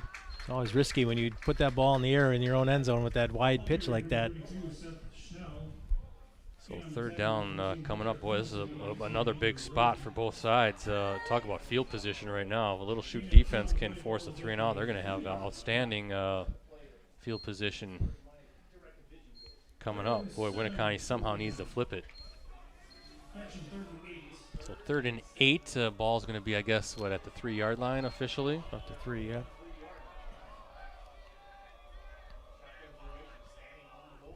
Youngbauer got plenty of time, fires. That was complete. That was number 18, Colin Jensen, but a bunch of Mustangs there quickly to bring Jensen down. And fourth and we'll call it a long one, but I have to think Winneconne's going to punt it from this spot. Yeah, I would think so. Hunter Hermes and Josh Verhagen did a nice job on that, closing in on the receiver. Verstegen, I know. Right. But they did a nice job of closing in. Oh, look at this. Winneconne lining up as if they're going to go for it. Wow. Oh. And maybe they would have, but we'll never know now with the false start. I can't imagine they were going to go for it there, but maybe I think what they were trying to do is get the Mustangs to jump. Get the Mustangs to jump, and then they jumped instead. But who knows, Brett? I'm sorry. You just called me Ricardo. I almost did, and I was going to give you a hard time earlier, wondering how many times you were going to call me Ricardo because you're used to him being next to you. Would have been interesting if they had gone for it, though. Again, why, if you're playing to win the game, you certainly wouldn't have. Well, you can see, look at where Tate Huss is setting up for the Mustangs. Pretty nice He's going kick to get there. it right at about the 39-yard line. Good coverage, though. Quickly, the Wolves there to bring Huss down, but excellent spot for this Little Chute offense to set up, try to build on its one-score lead with 7:05 to play here in the third quarter. Nice punt there, though, by Evan Miller. That was his best kick of the night. Got them out of a little bit of trouble. Still great field position for the Mustangs, but could have been a lot better for Little Chute. Yeah, and great hang time too to let your coverage unit get down there fast. So you want Tate Huss to find some open space because he could take it all the way. Cade Van Asten now back at quarterback. Looks like it. Yep, number 2.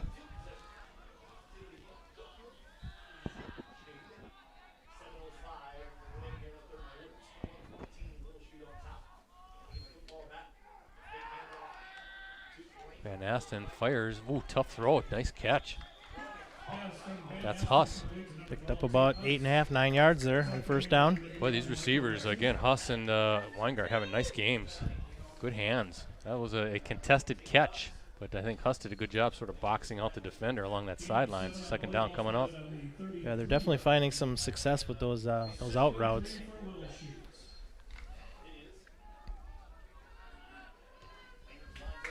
Second and 3, ball at the 33 for the Mustangs. And that's Lamers now looking for some space, and I think he got the first down. I think he got what was needed.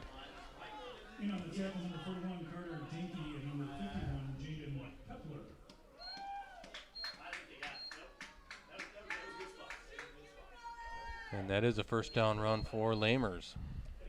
Ball spotted at the 29-yard line. First and 10 for Little Chute. Ball at the 29-yard line of the Wolves. And that's Verstegen now. Ooh, 55 and 21. 55 was the one who kind of flushed out Verstegen, Austin Jennerman. Again, the senior defensive lineman getting in there fast. Sort of blew up that play. Then Mason Wazinski was there to finish it off then.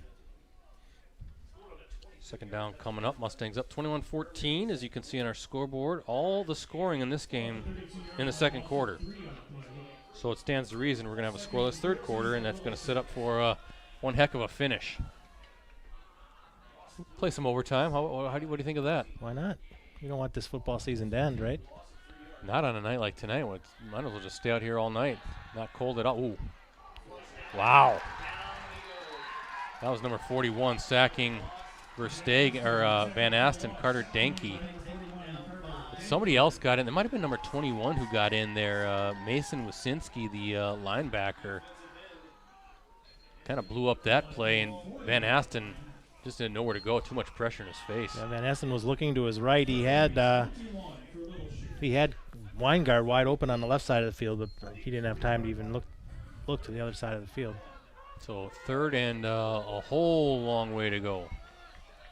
I guess we'll call it 21 yards, third and 21, ball at the 40. Van Asten on the run, trying to set up a screen. Wow. Great job by that Winneconne defense, but there was just nothing. Oh, what happened there? Is that going to be on Little Chute? I think so. It looked like Lamers was trying to get up, and number 21 was Wasinski was pushing him down. You know, it's one of those where you kind of push off on the offensive guy to kind of help yourself get up, but lose your cool there a little bit. Yeah. That's a huge penalty if it goes against Winneconne, Well, though. now you have a chance to flip that field position and not find yourself pinned against the goal line here, and what we presume will be a punt, because that flag comes after the play. Unsportsmanlike, it looks like against Winneconne. Now it's going to be offsetting against Little Chute as well. So maybe some words from both guys.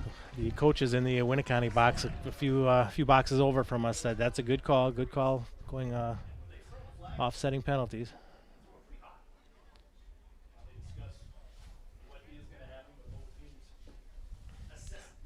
Hard to tell on from here who started it, but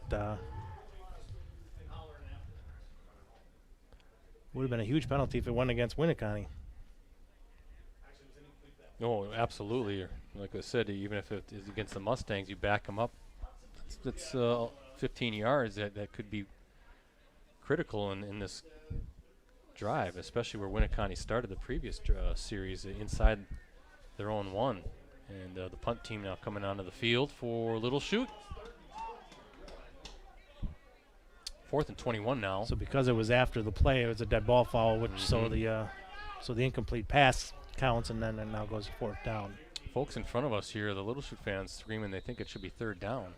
Ball is spotted at the 40-yard line, and it is 4th down for the Mustangs. Well, it was 3rd down on the play, but again, if the penalty was after the play, then it's 4th down. That yeah, would be 4th down. So offsetting, but it was dead ball. Exactly right. Referee Mike Sherry. Ooh.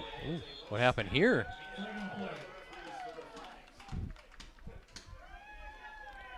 That could have been a problem with a low snap bouncing onto the grass a couple yards in front of Tate Huss. And a false start now against Little Chute. This is just all out of whack right now. Yeah, they're moving the wrong way.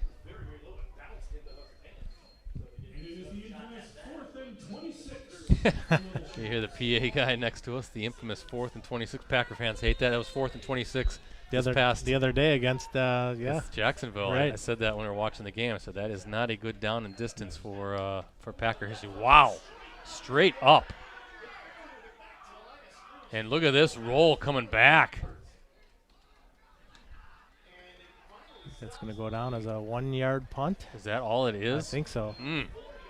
That was Tate Huss, and it just went straight up in the air. And you could see that Winneconne sideline just screaming, get away, and talk about flipping the field position right there. Yeah, the flags here are still. There is absolutely no wind, so that was just a ball that, just a that he mishit off his foot.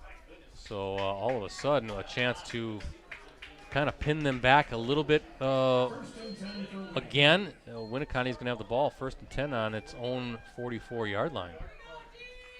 Quite the momentum shift there, like you said.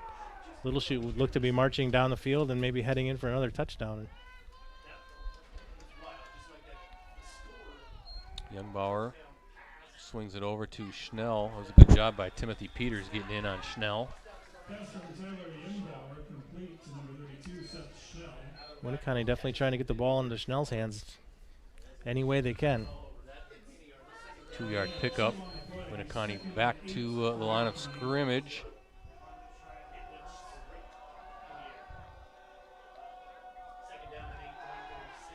Youngbauer quickly gets it out, and that skips low. Threw that one behind Schnell. So 3rd and 8 coming up. Trying to think the last time we streamed a Winneconne game. We streamed, remember streaming a football game over there against Xavier a number of years ago. Ricardo wants you to do the China Bowl game every year. He always does, doesn't he? Of course, that's the big matchup between Winneconne and Omro. Ooh, Youngbauer. Look at Verstegen bringing down Youngbauer. He wasn't getting fooled by the little shaking and baking. He just stood his ground and just attacked right at the last second. Good, solid hit. Oh, look at Winneconne rushing up to the line here to go for it on 4th down. They're going to go for it. It's 4th and about 3, maybe a long 2. And what do the Wolves want to do here? Or they'll punt it. Yep, Youngbauer's going to back away. Blocked. He waited too long, Mike, to punt it. Well, he tried that rugby style Yep. kick, where he ran out to the right a little bit and then tried to kick it at the last second. But so a chance for Winneconne now to have pinned Little Chute back. So we've seen two mistakes special teams wise on the punts, and Mustangs are going to get it around midfield. Yeah, I don't know if that's I don't see Winneconne enough to know if that's part of their punt strategy, but he didn't look all that comfortable, trying to kick that on the move like that. I thought maybe he was going to fake it. I thought maybe because he's the quarterback, he was going to try to find a receiver downfield. But yeah, there was good pressure by the Little Chute special teams unit, and they got the block. So ball's going to be at the 47-yard line of the Wolves. And Van Asten still in at quarterback. Little Chute, if you haven't been watching, has kind of been switching off. Cade Van Asten to Drew Joten, yeah. Both have looked good. Lamers with the carry. We also, I remember, we streamed some Winneconne boys basketball. They were really good with Austin Riff. I think actually we did a Little Chute Winneconne game down there. And then the girls, I think we streamed. Remember Catherine Keck? Oh, yeah. She was, I think, one of our Post-Crescent girls basketball players of the year. Ended up going down to Marquette for track. Correct. Yeah. Was a shot putter, I think, through the shot and the disc. Lamers looking for some room. He's going to be short of the first down, though, so third down coming up. Clock still running. Yeah. Not much there for Lamers, but he did a nice job of just kind of, moving in and out of the holes there. Yeah, it's been quite a while, though, since we've been down to Winneconne. I've been down there every now and then. That's a nice town. Nice facility. Their football field. They got a real nice football facility there. Nice gym, nice school. Real nice people down there. Was it the Fin and Feather, the big restaurant on the river there? I've eaten there. Tim Whitford, the longtime athletic director there. Yeah, I'm trying to remember who the previous, wasn't it Schrader? Shoot, my mind, I'm terrible. The older I get, the worse I am with names. But Mr. Schrader, I'll just call him. I think his son was Kason Schrader, if you remember him. He was a really good athlete, sure. A track sprinter.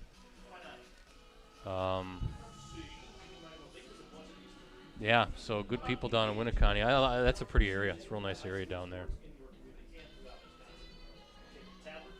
And good food at the Fin and Feather the afternoon I ate there. Like you said, it'd be nice to stream more of their games down too, but there's just only so many places we can get. Well, and I guess Winneconne now in football's in the Bay, so right. So you could get some more like a Winneconne Xavier matchup at some point. Yeah, but they're in the East Central Conference for everything else. Yeah, that makes it tough for us. They're playing like Plymouth and Kettle Moraine Lutheran, and those are a little longer trips. Yeah. So it's great to stream the Wolves again. And playing some good football. Here's a big third down coming up for the Mustangs. 3rd and about 5 as Van Asten going to throw it downfield. And great catch. That was Weingart again. He's got the first down. That's the first down again.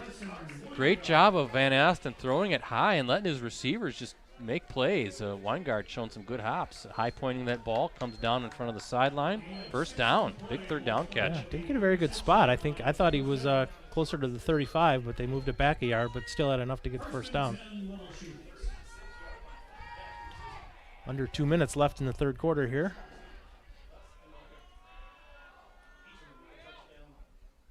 Van Asten hands it off to Lamers. That was number 23, Jimmy Keller, the linebacker, junior linebacker, holding on for dear life and finally brings Lamers down. He got a handful of jersey up on the shoulder and wasn't letting go. Gain of 4 on the play, ball spotted at the 32-yard line. 2nd and 6 for Little Chute. 2nd and 6 coming up for the Mustangs. Ball at the 32-yard line.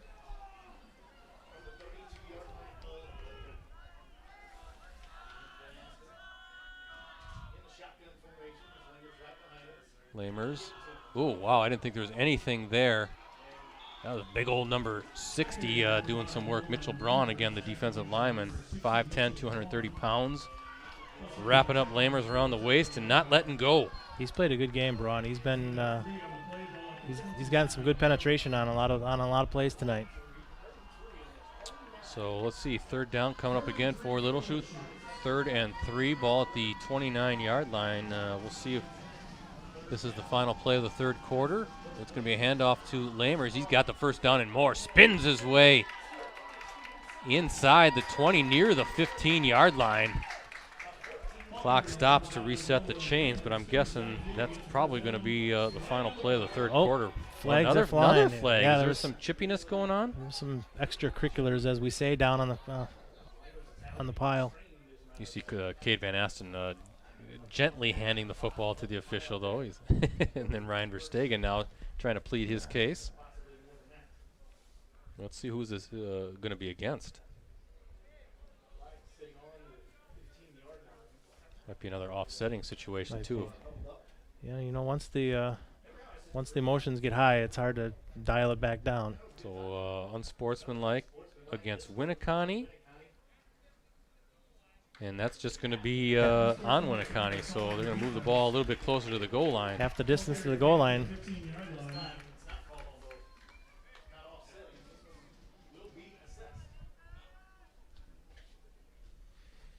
So inside the 10, looks like at about the 8-yard line, Mike. First and goal. Winneconne doesn't look, or I'm sorry, Little Chute doesn't look to be in a hurry here. And then once they wind the clock, they're going to let it run out. Yeah, I think that's a good call. You got the lead. There's no sense in rushing to try to run another play. So let this run out, talk things over, and you're in great shape to start the fourth quarter. Up 21-14, and first and goal coming up at the 8. And if you're on the Winneconne sideline, you got the coaching staff got to tell you guys cool down here a little bit. You know. Yeah, well, you don't know what's going on at the bottom of those piles. Who's starting what? Well, that was a scoreless third quarter. We had a scoreless first quarter, and looks like though the fourth quarter might open with a touchdown. Little Chute knocking at the door. Made a touchdown on the second play of the second quarter. Let's see how long it takes here in the fourth. Got some updated scores here. So what I got, Stratford's gone ahead on Wittenberg, 14-13 in the third. Kiel still up 48-8 on Chilton at the end of 3. Manawa 26, Bondwell 20, end of 3. Haven't seen an update lately on the Freedom Wrightstown game. Last last check was 21-zip. Freedom with the lead in that one. See if I can find something more recent than that. By the way, folks, while this is our last high school football live stream of the season, we will pivot and see what I did there and make our first basketball live stream after the Thanksgiving break. So we'll take a breather this next week for our varsity game of the week, but then we're going to start. The hope is to start hitting the basketball season hard between boys and girls. A lot of schools will be playing or giving it a shot, so looking forward to that. But we have one more quarter of football still to come. Lamers brought down. That was number 41 again. He's had a nice game, too, for the Wolves. Carter Danke. Brett, that game has gone final. Freedom 21, Wrightstown 0. Wow. That Freedom defense was for real when we saw them a couple weeks ago. That Freedom won that game in overtime. They were fast and athletic. And Kiel's gone final. Kiel 55, Chilton 8. That's also a final. Kiel's a fun little town to visit, too. Real pretty down there. And what are we going to get here? A little procedure call? And that's exactly right. So if you're Ted Evers, you don't want to see that when you're this close to the goal line.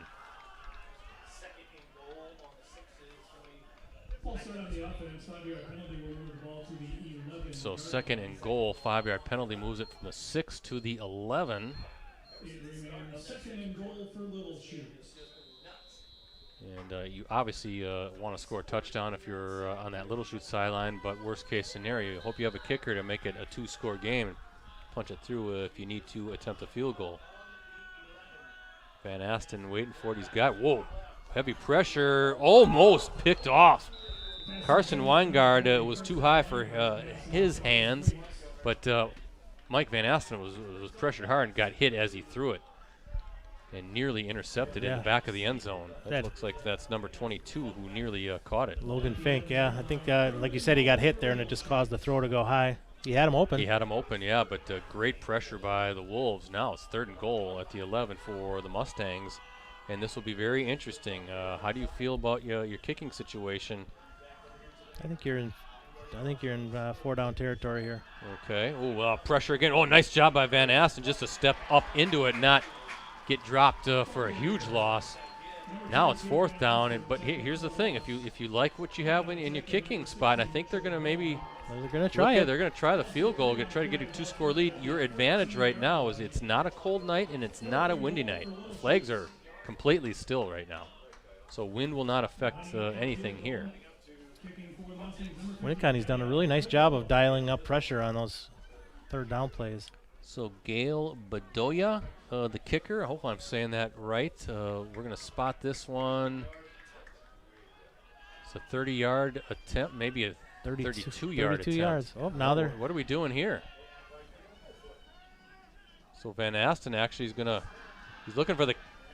I think he was looking for the kicker maybe on a kind of a little bit of a wheel route look, but nothing doing there in the 4th down. Pass is well short of the goal line and turnover on down, so credit the Wolves, but also a costly procedure call backing up Little Chute really made it tough. Well, once your kicker goes into motion, you've pretty much told the defense what you're going to do. Well, I like to watch the game in the binoculars, so I kind of watched him sort of in that wheel route look, and he was holding his hands up. He wanted an attempt, but I think that Winneconne was ready for it. So the Wolves now take over 1st and 10 on their own 10. Well, if you're Little Chute here, you get a quick 3 and out. Well, great defense there. Not fooled by that. I think I was looking for Schnell to take it, but instead it was number 33, Wyatt Thorpe, junior running back, and Mustangs closed that gap out quickly, and he might have even lost a yard on that one. That's the first time they've tried that play today, where they faked the dive to Schnell and then on the inside handoff to give it to the other back. Yeah, it was a nice play design, but Little Chute ready for it. So 2nd down and 11 coming up for the Wolves. Wolves down 7.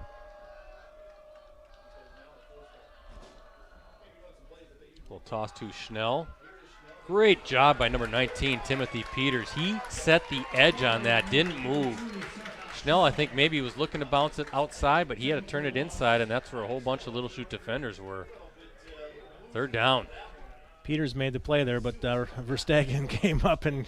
Yeah, Verstegen likes to hit people, doesn't he? He absolutely does. There's some guys on the Winneconne side too. Carter Danke comes to mind, number 41. There's a lot of hard hitting going on here in this game. So as you talked about, do you want to win, or you just kind of? These guys want to win this game. They're playing like it's everything's on the line. You love to see it. 3rd down coming up.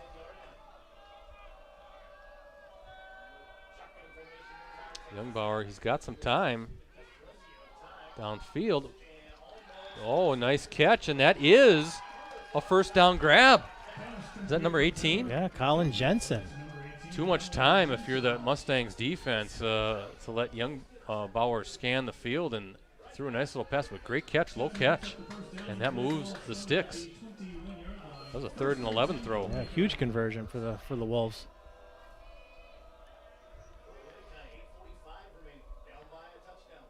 Youngbauer, quick pass over far sideline. That's number 21. That is Mason Wasinski. Yeah, Nolan Lamer's just playing off the receiver, and Winneconne saw it and just got the ball out quick. Check that. I think that was actually number 81, not number 21, so that's number 26. Maybe I need better binoculars. My wife's been getting on my case to go see the eye doctor, yeah, so maybe it's time. It's time to start wearing glasses. Never. That was Schnell looking for anything, but nothing going there, and there's a flag on the play.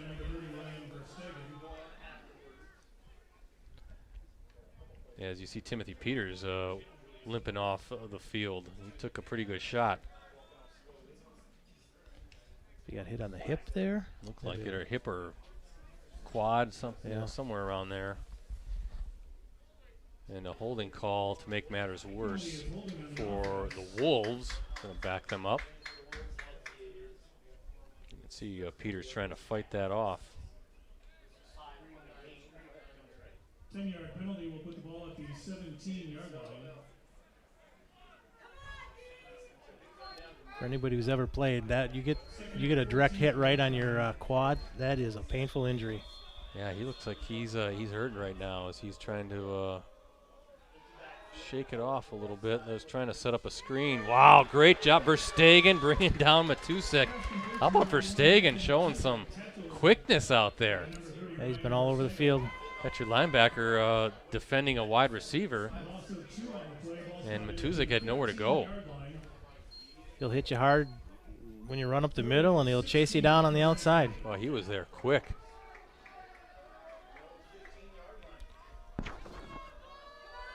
So third. Yeah, third and about 16 for the Wolves. 7.5 minutes left here in the fourth. Formation, though. He's pump fake. Youngbauer going deep downfield, and there's nothing happening there. Overshot Matusek, and fourth down coming up. Youngbauer got a little pressure there from Verhagen. Had to probably get rid of it a little quicker than he wanted to. Holding call, not ideal, obviously, in that series as well for Winneconne, backing them up. So. Yeah, they had a second. They would have had a 2nd and 3, and then that holding call pushed them back. So you can see potentially pretty good field position coming again for the Mustangs based on where Tate Huss is lining up. He's on the Winneconne side of the field. Short punt. And that ball, I think, skips out about a 30-yard line.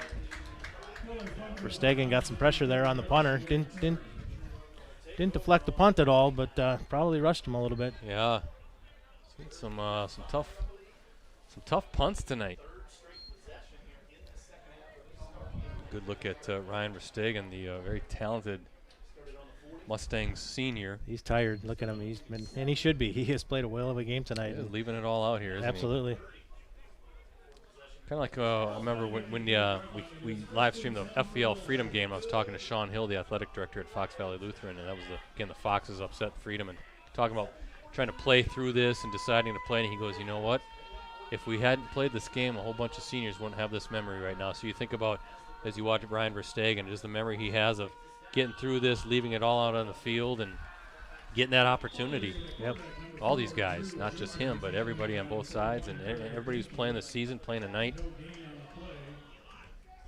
And you see, we mentioned this the last time when we were here too, the Mustangs, and I'm sure Winneconne's doing something very similar, but all the green buckets, I think those are all the players' buckets, so they're making sure that they're only going to their own stuff, their own water.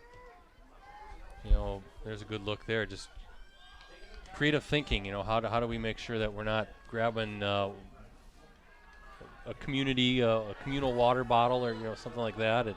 Yep. Just trying to stay as safe as possible. Set up your protocols and then make sure you follow them. Exactly.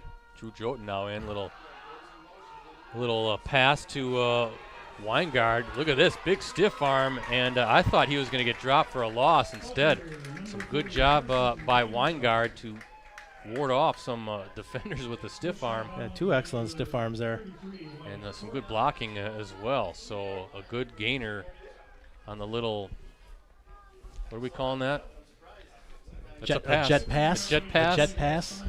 Little flip pass. It's also Ricardo's shooting range on the basketball court. Yeah. About a half a yard. I didn't think he could shoot. I've seen it. Yeah, I've seen it. Nolan Lamers, don't get me talking about the old around the world tournament that I won 4 straight years until I was unceremoniously beaten in the 5th and final tournament we had, which was goes down as it should be a 30 for 30, a controversial finish. I feel like I should have won that tournament. Could have gone for the 5-peat, but 30 for 30. What if I told you? What if I told you that I should have won 5 straight instead of 4? As I like to call it, the most unathletic contest there is, unguarded. I saw Tom Verducci in Appleton yesterday. I thought maybe he was looking to interview you about that. Was he really in Appleton? Or are you joking? Okay. Who knows? He could have been here. No, but I mean, Ricardo, I think one time he did an 0 for 10 in his opening round. I heard that. Was brutal. Yeah, I didn't see it, but I heard all about it. Yeah, that's right. Rosie reminded me he actually got beat by a woman who was pregnant and kind of in the later stages of her pregnancy. So that was always a fun time. Ricardo, I know you're listening. but it's the truth. 3rd and 10 coming up for the Mustangs. 4-down territory, you have to think, as Droton now in at quarterback, waiting, rolls to his right, looking downfield, and skips it short. I think Carson Weingard was the intended receiver, so now what? Is it going to be the field goal unit this time for sure? I think so. I don't know if that was like a run-pass option type thing, because Huss was running down the field with his back to the quarterback. He really never looked for the ball. And even Weingard, who was out in a route, kind of looked a little bit late. So I wonder if they thought it was going to be a run. A little confusion maybe. Yeah. So looking at 32-yarder again. I think this was the same spot roughly as last time. Let's see if Gail Bedola goes in motion again on this one. Nope. He's going to kick it. We're going to call a 33-yard line. 33-yard kick, and it is no good, just short. Close. Had enough leg. It would have been good if it just missed about a yard to the right there. Wide right there, yeah. So Winneconne, again, a couple golden opportunities for the Mustangs in Winneconne territory, and they just can't finish it off. And 4:49 still to play in this one, so kind of getting to be now or never time for the Wolves. It is, because they haven't really had any big plays today. At the times they have scored, they kind of methodically marched the ball a little bit, 4 or 5 yards at a pop. They haven't really got anything big. And again, one of their touchdowns on that hook and lateral late in the second quarter. Maybe they'll pull that out again here. Well, it's time, as that was a direct snap. That's burnt, I believe. And he's been a load to bring down. Those direct snaps have worked for them. Yeah, what is he listed at? 6'1", 215 pounds. That's a solid kid. You can hear some of the Winneconne fans in front of us as well. And back to the line, the Wolves quickly on that first down. Burnt again. And maybe a couple yards. Nice job by Lamers coming up there from the corner to cut him down. Yeah, I think that was number 33 also on the chase, Joshua Verhagen. So defense making it a little bit more difficult for the Wolves on this 2nd down and 8, we'll call it. I guess, well, 2nd and 8? 2nd and 9. As Youngbauer throws it. Ooh, nice catch. A little bit behind number 22 there. That was Logan Fink. But good job, good hands, and good 3rd job. short. Good job catching that off his back hip there. 3rd and short as the clock stops at 3:58. Beautiful night here in northeast Wisconsin. Hard to believe it's November 19th. I was just looking at one of the houses across the way there. Christmas lights up, and doesn't feel anything like Christmas right now. Matusik goes in motion, handoff as that's Schnell, and he's easily got the first down. I think this is just going to be an odd holiday season, period. Yeah. It's not going to feel like Thanksgiving very much, and I know a lot of families are going to low-key it. We are. Yeah, well, the CDC came out today with the recommendation that nobody should travel for Thanksgiving. Yeah, so that's going to be easier said than done. Easier said than done, absolutely. Oop. I don't know if that's going to be on the Mustangs for jumping into the neutral zone, or Mustangs are pointing towards the Wolves saying, hey, you used a little bit of a false start there. I didn't see anybody from Winneconne move, but Little Chute thinks they did.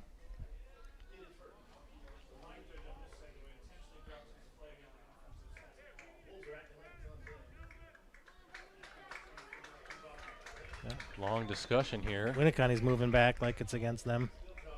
Maybe there was a little bit of a flinch. Well, let's see what the call is, and that is indeed what it is. False start on Winneconne, but look how quickly they're back to the line. They're back to the line before the refs, before they marched off the 5 yards. So 1st down and 15, ball at the 40-yard line.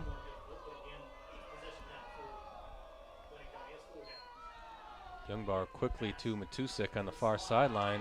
Boy, he's elusive. Matusik, 6'1", senior wideout. Matusik came into the game with 33 catches and 8 touchdowns. So Got 9 now after catching that. They're taking the lateral in on the hook and ladder back in the second quarter. Second down and 9. 5 receiver set there for the Wolves. Yeah, spreading it out, and instead it's going to be Burnt trying to just spread everybody out and find that some running lanes. Third down coming up. Yeah, that's going to be interesting. I did see, talking about Thanksgiving, I did see also a recommendation of you're supposed to wear masks as you eat, but you could pull them down to put food in your mouth and then put them back up as you chew. I'm not quite sure how that's going to work. When I start eating stuffing with gravy on it, there's no mask that's going to get in my way. Oh, well, the mask is going to be filthy as you do that. There's a toss to Schnell. Oh, he's going to be about a yard short, which is going to bring up an interesting fourth down. Fourth down, and what do you do here? I think you have to go for it, right? Even though you do have 3 timeouts to use. Well, I think you call it. I think you call a timeout here. Use your first one, probably. Talk about it. Talk things over. But why? You got to go for it. 4th and 2. Ball at the Little Chute 47-yard line. Burnt in again. They haven't thrown yet with Burnt. It's always been a run. And now we're going to get a timeout. Yeah, I think they did call it. You're right. Mike Winneconne is going to burn its first time out. Burnt's probably saying, I had something there, Coach. I had something there. And I'm not sure you want them necessarily burn your time out there because you might need them here. Well, you will need them if you don't convert. On the other hand, you got to make sure you got the right play call and the call that you want. Well, hopefully everybody out there has a safe Thanksgiving. Play it smart. It's kind of a bad slate of NFL games on Thanksgiving this year. Yeah, what are the games? I haven't really. I know obviously I think it's the Texans at Detroit, and then I think it's the Washington at Dallas, and then the night game's a good one. The Ravens at the Steelers. That should be a decent one. Yeah, but at the 3 game, the third game, that Washington Dallas game, dude. The NFC East, the NFC least. NFC least. Was it the Giants beating the Eagles this past Sunday and kind of an upset? Yeah, that's just a bad division. Now they got Youngbauer back in at quarterback. Yeah, 4th down and 2 from the 47. Big play here. Youngbauer has it. Finds his receiver. That's a first down. And I think that was Colin Jensen, number 18, yeah. So a nice little easy play. Gets him in the flat and moves the sticks. So big 4th down catch. 2:27 on the clock, so they've got plenty of time. Plenty of time with 2 timeouts. Clock is winding, though. Yeah, ball at the 40-yard line. 40-yard line, 1st and 10 for Winneconne. Why do I feel like a trick play is coming again?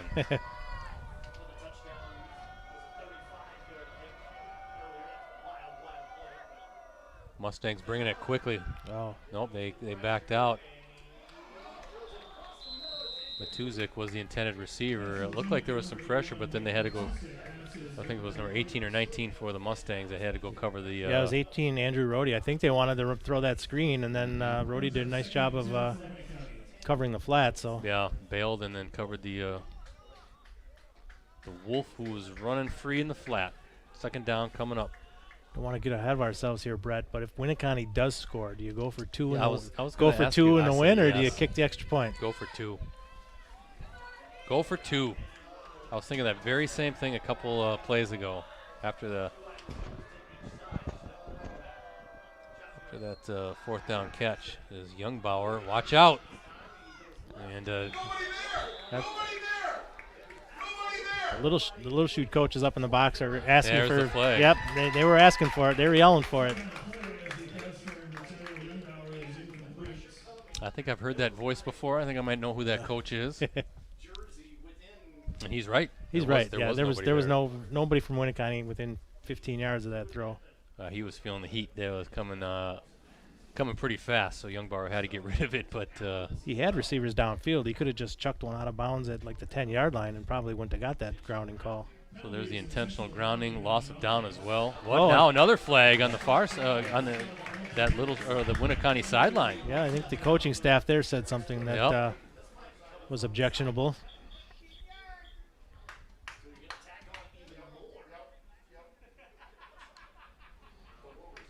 You can see the coach looking at that sideline official. The ball is currently spotted at the 48-yard line. And he's not happy. I mean, from our vantage point, I don't think you could necessarily argue the grounding call. It didn't.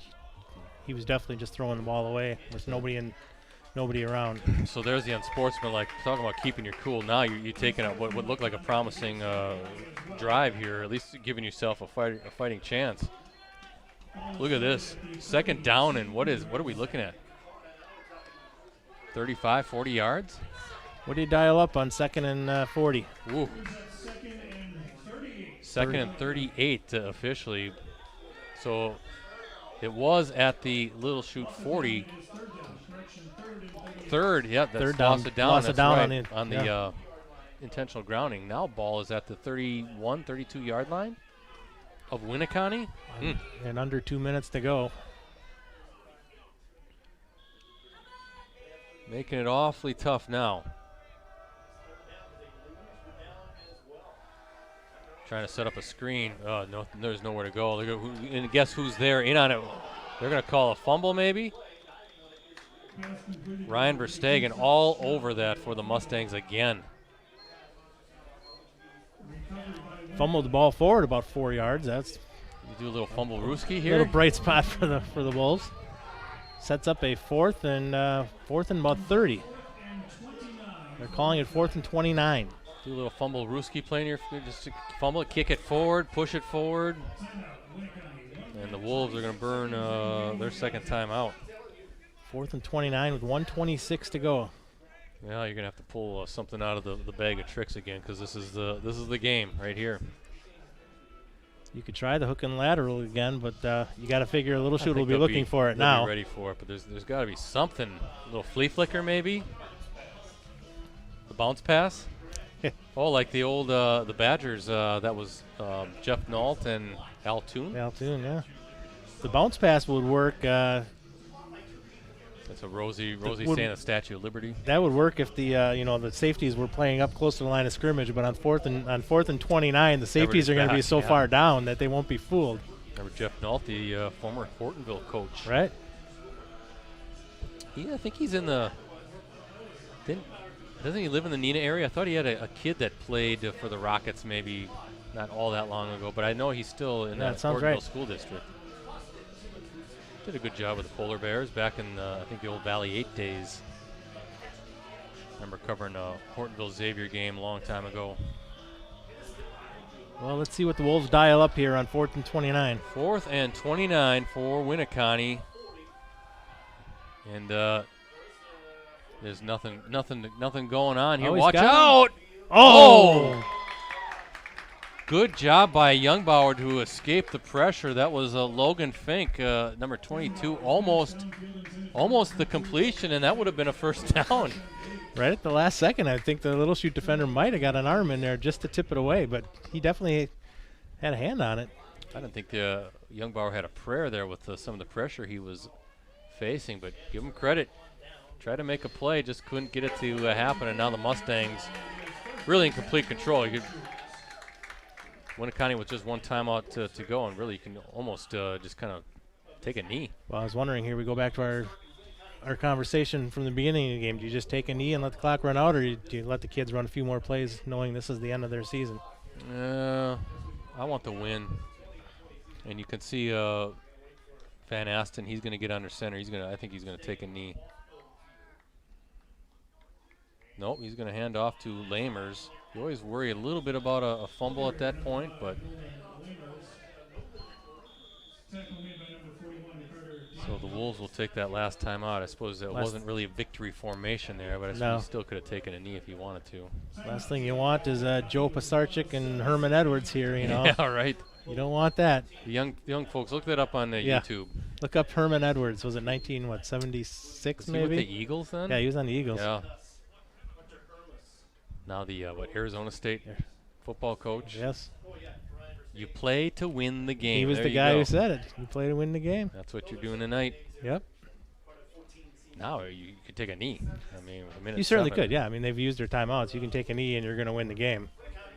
But again, maybe you got a senior you're hoping to get into the end zone or something, so you So you hand him the ball and hope he breaks one out. But Ball at the 39-yard line. It is 2nd and 8 for Little Chute. See Verstegen, he's looking at the sideline, kind of pointing the opposite direction. There's the victory formation right there, Mike. Yep.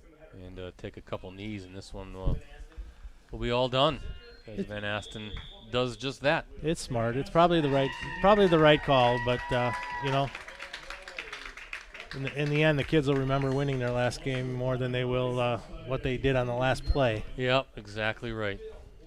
So it was kind of a wild second quarter, but we could have just worked the second quarter here, right? Clock ticks down on the season here for the Mustangs and the Wolves. And again, it feels good to hit the finish line. You didn't know how this was going to look come September 25th when that first week. Again, we were supposed to stream a game. It got canceled last second, and like Mike was saying, it was like, what are we facing here? Actually, it ended up being, by and large, schools had to be creative. They had to do some last-second shuffling, finding teams to play, that sort of thing. But got to credit the coaches, the players, the athletic directors. Boy, how about the athletic directors and all they've been having?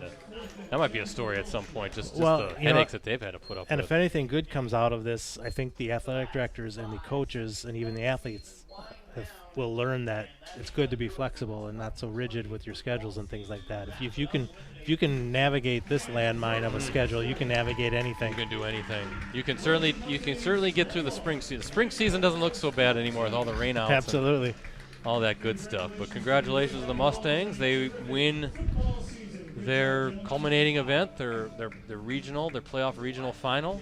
And the Mustangs actually finish 6-3. 6-3, a very solid year.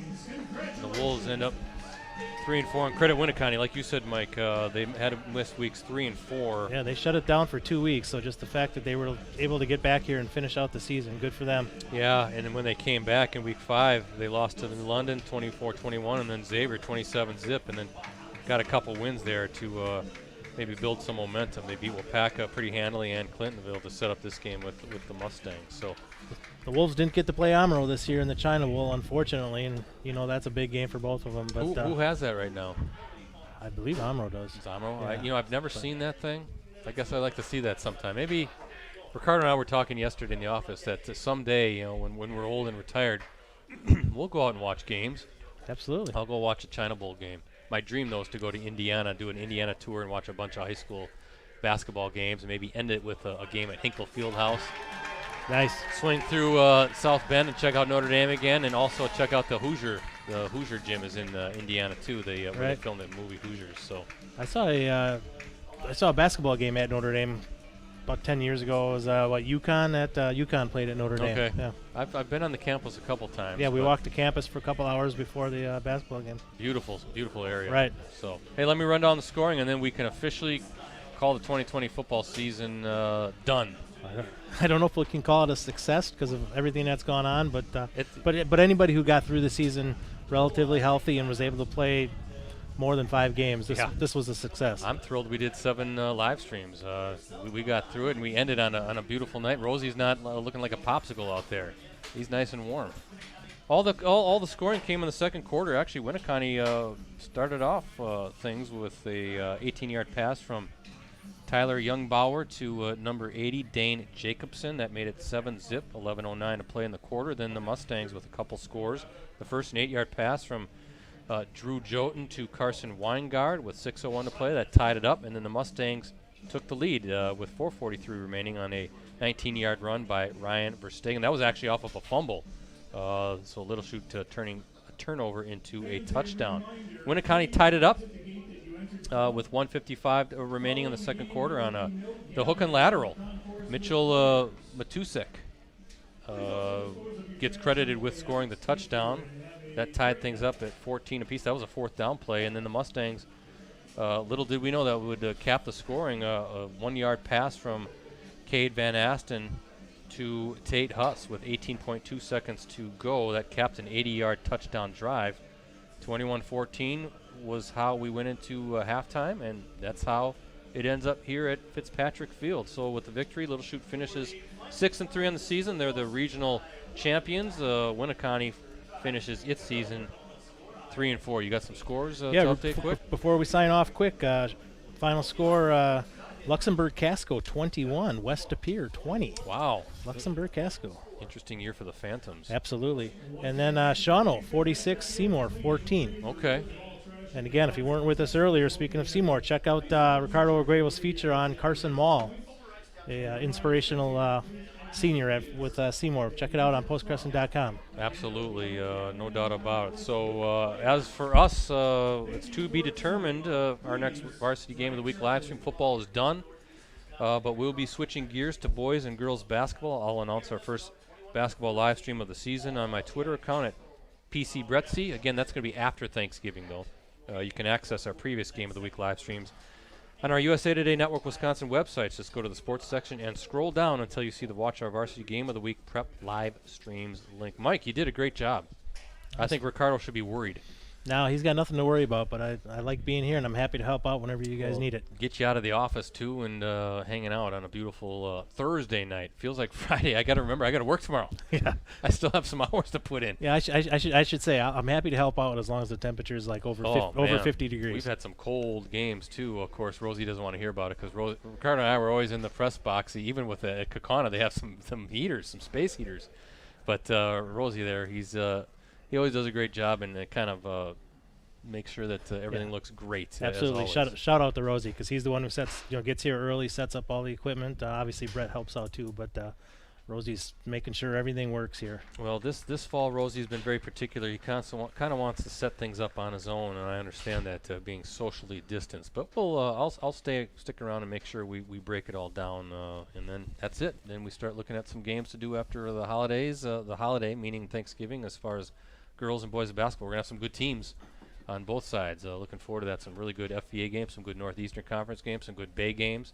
Even a FRCC. Wouldn't mind getting a Bayport game in there or a Preble game or something. We'll see. We'll see how the schedule looks and cross our fingers, cross our toes, say some prayers, and make sure that we get through the winter season safely and this nonsense peaks and starts going back the other way, which is what we want to see. Absolutely. All right, Mike, thanks for hanging out with us tonight.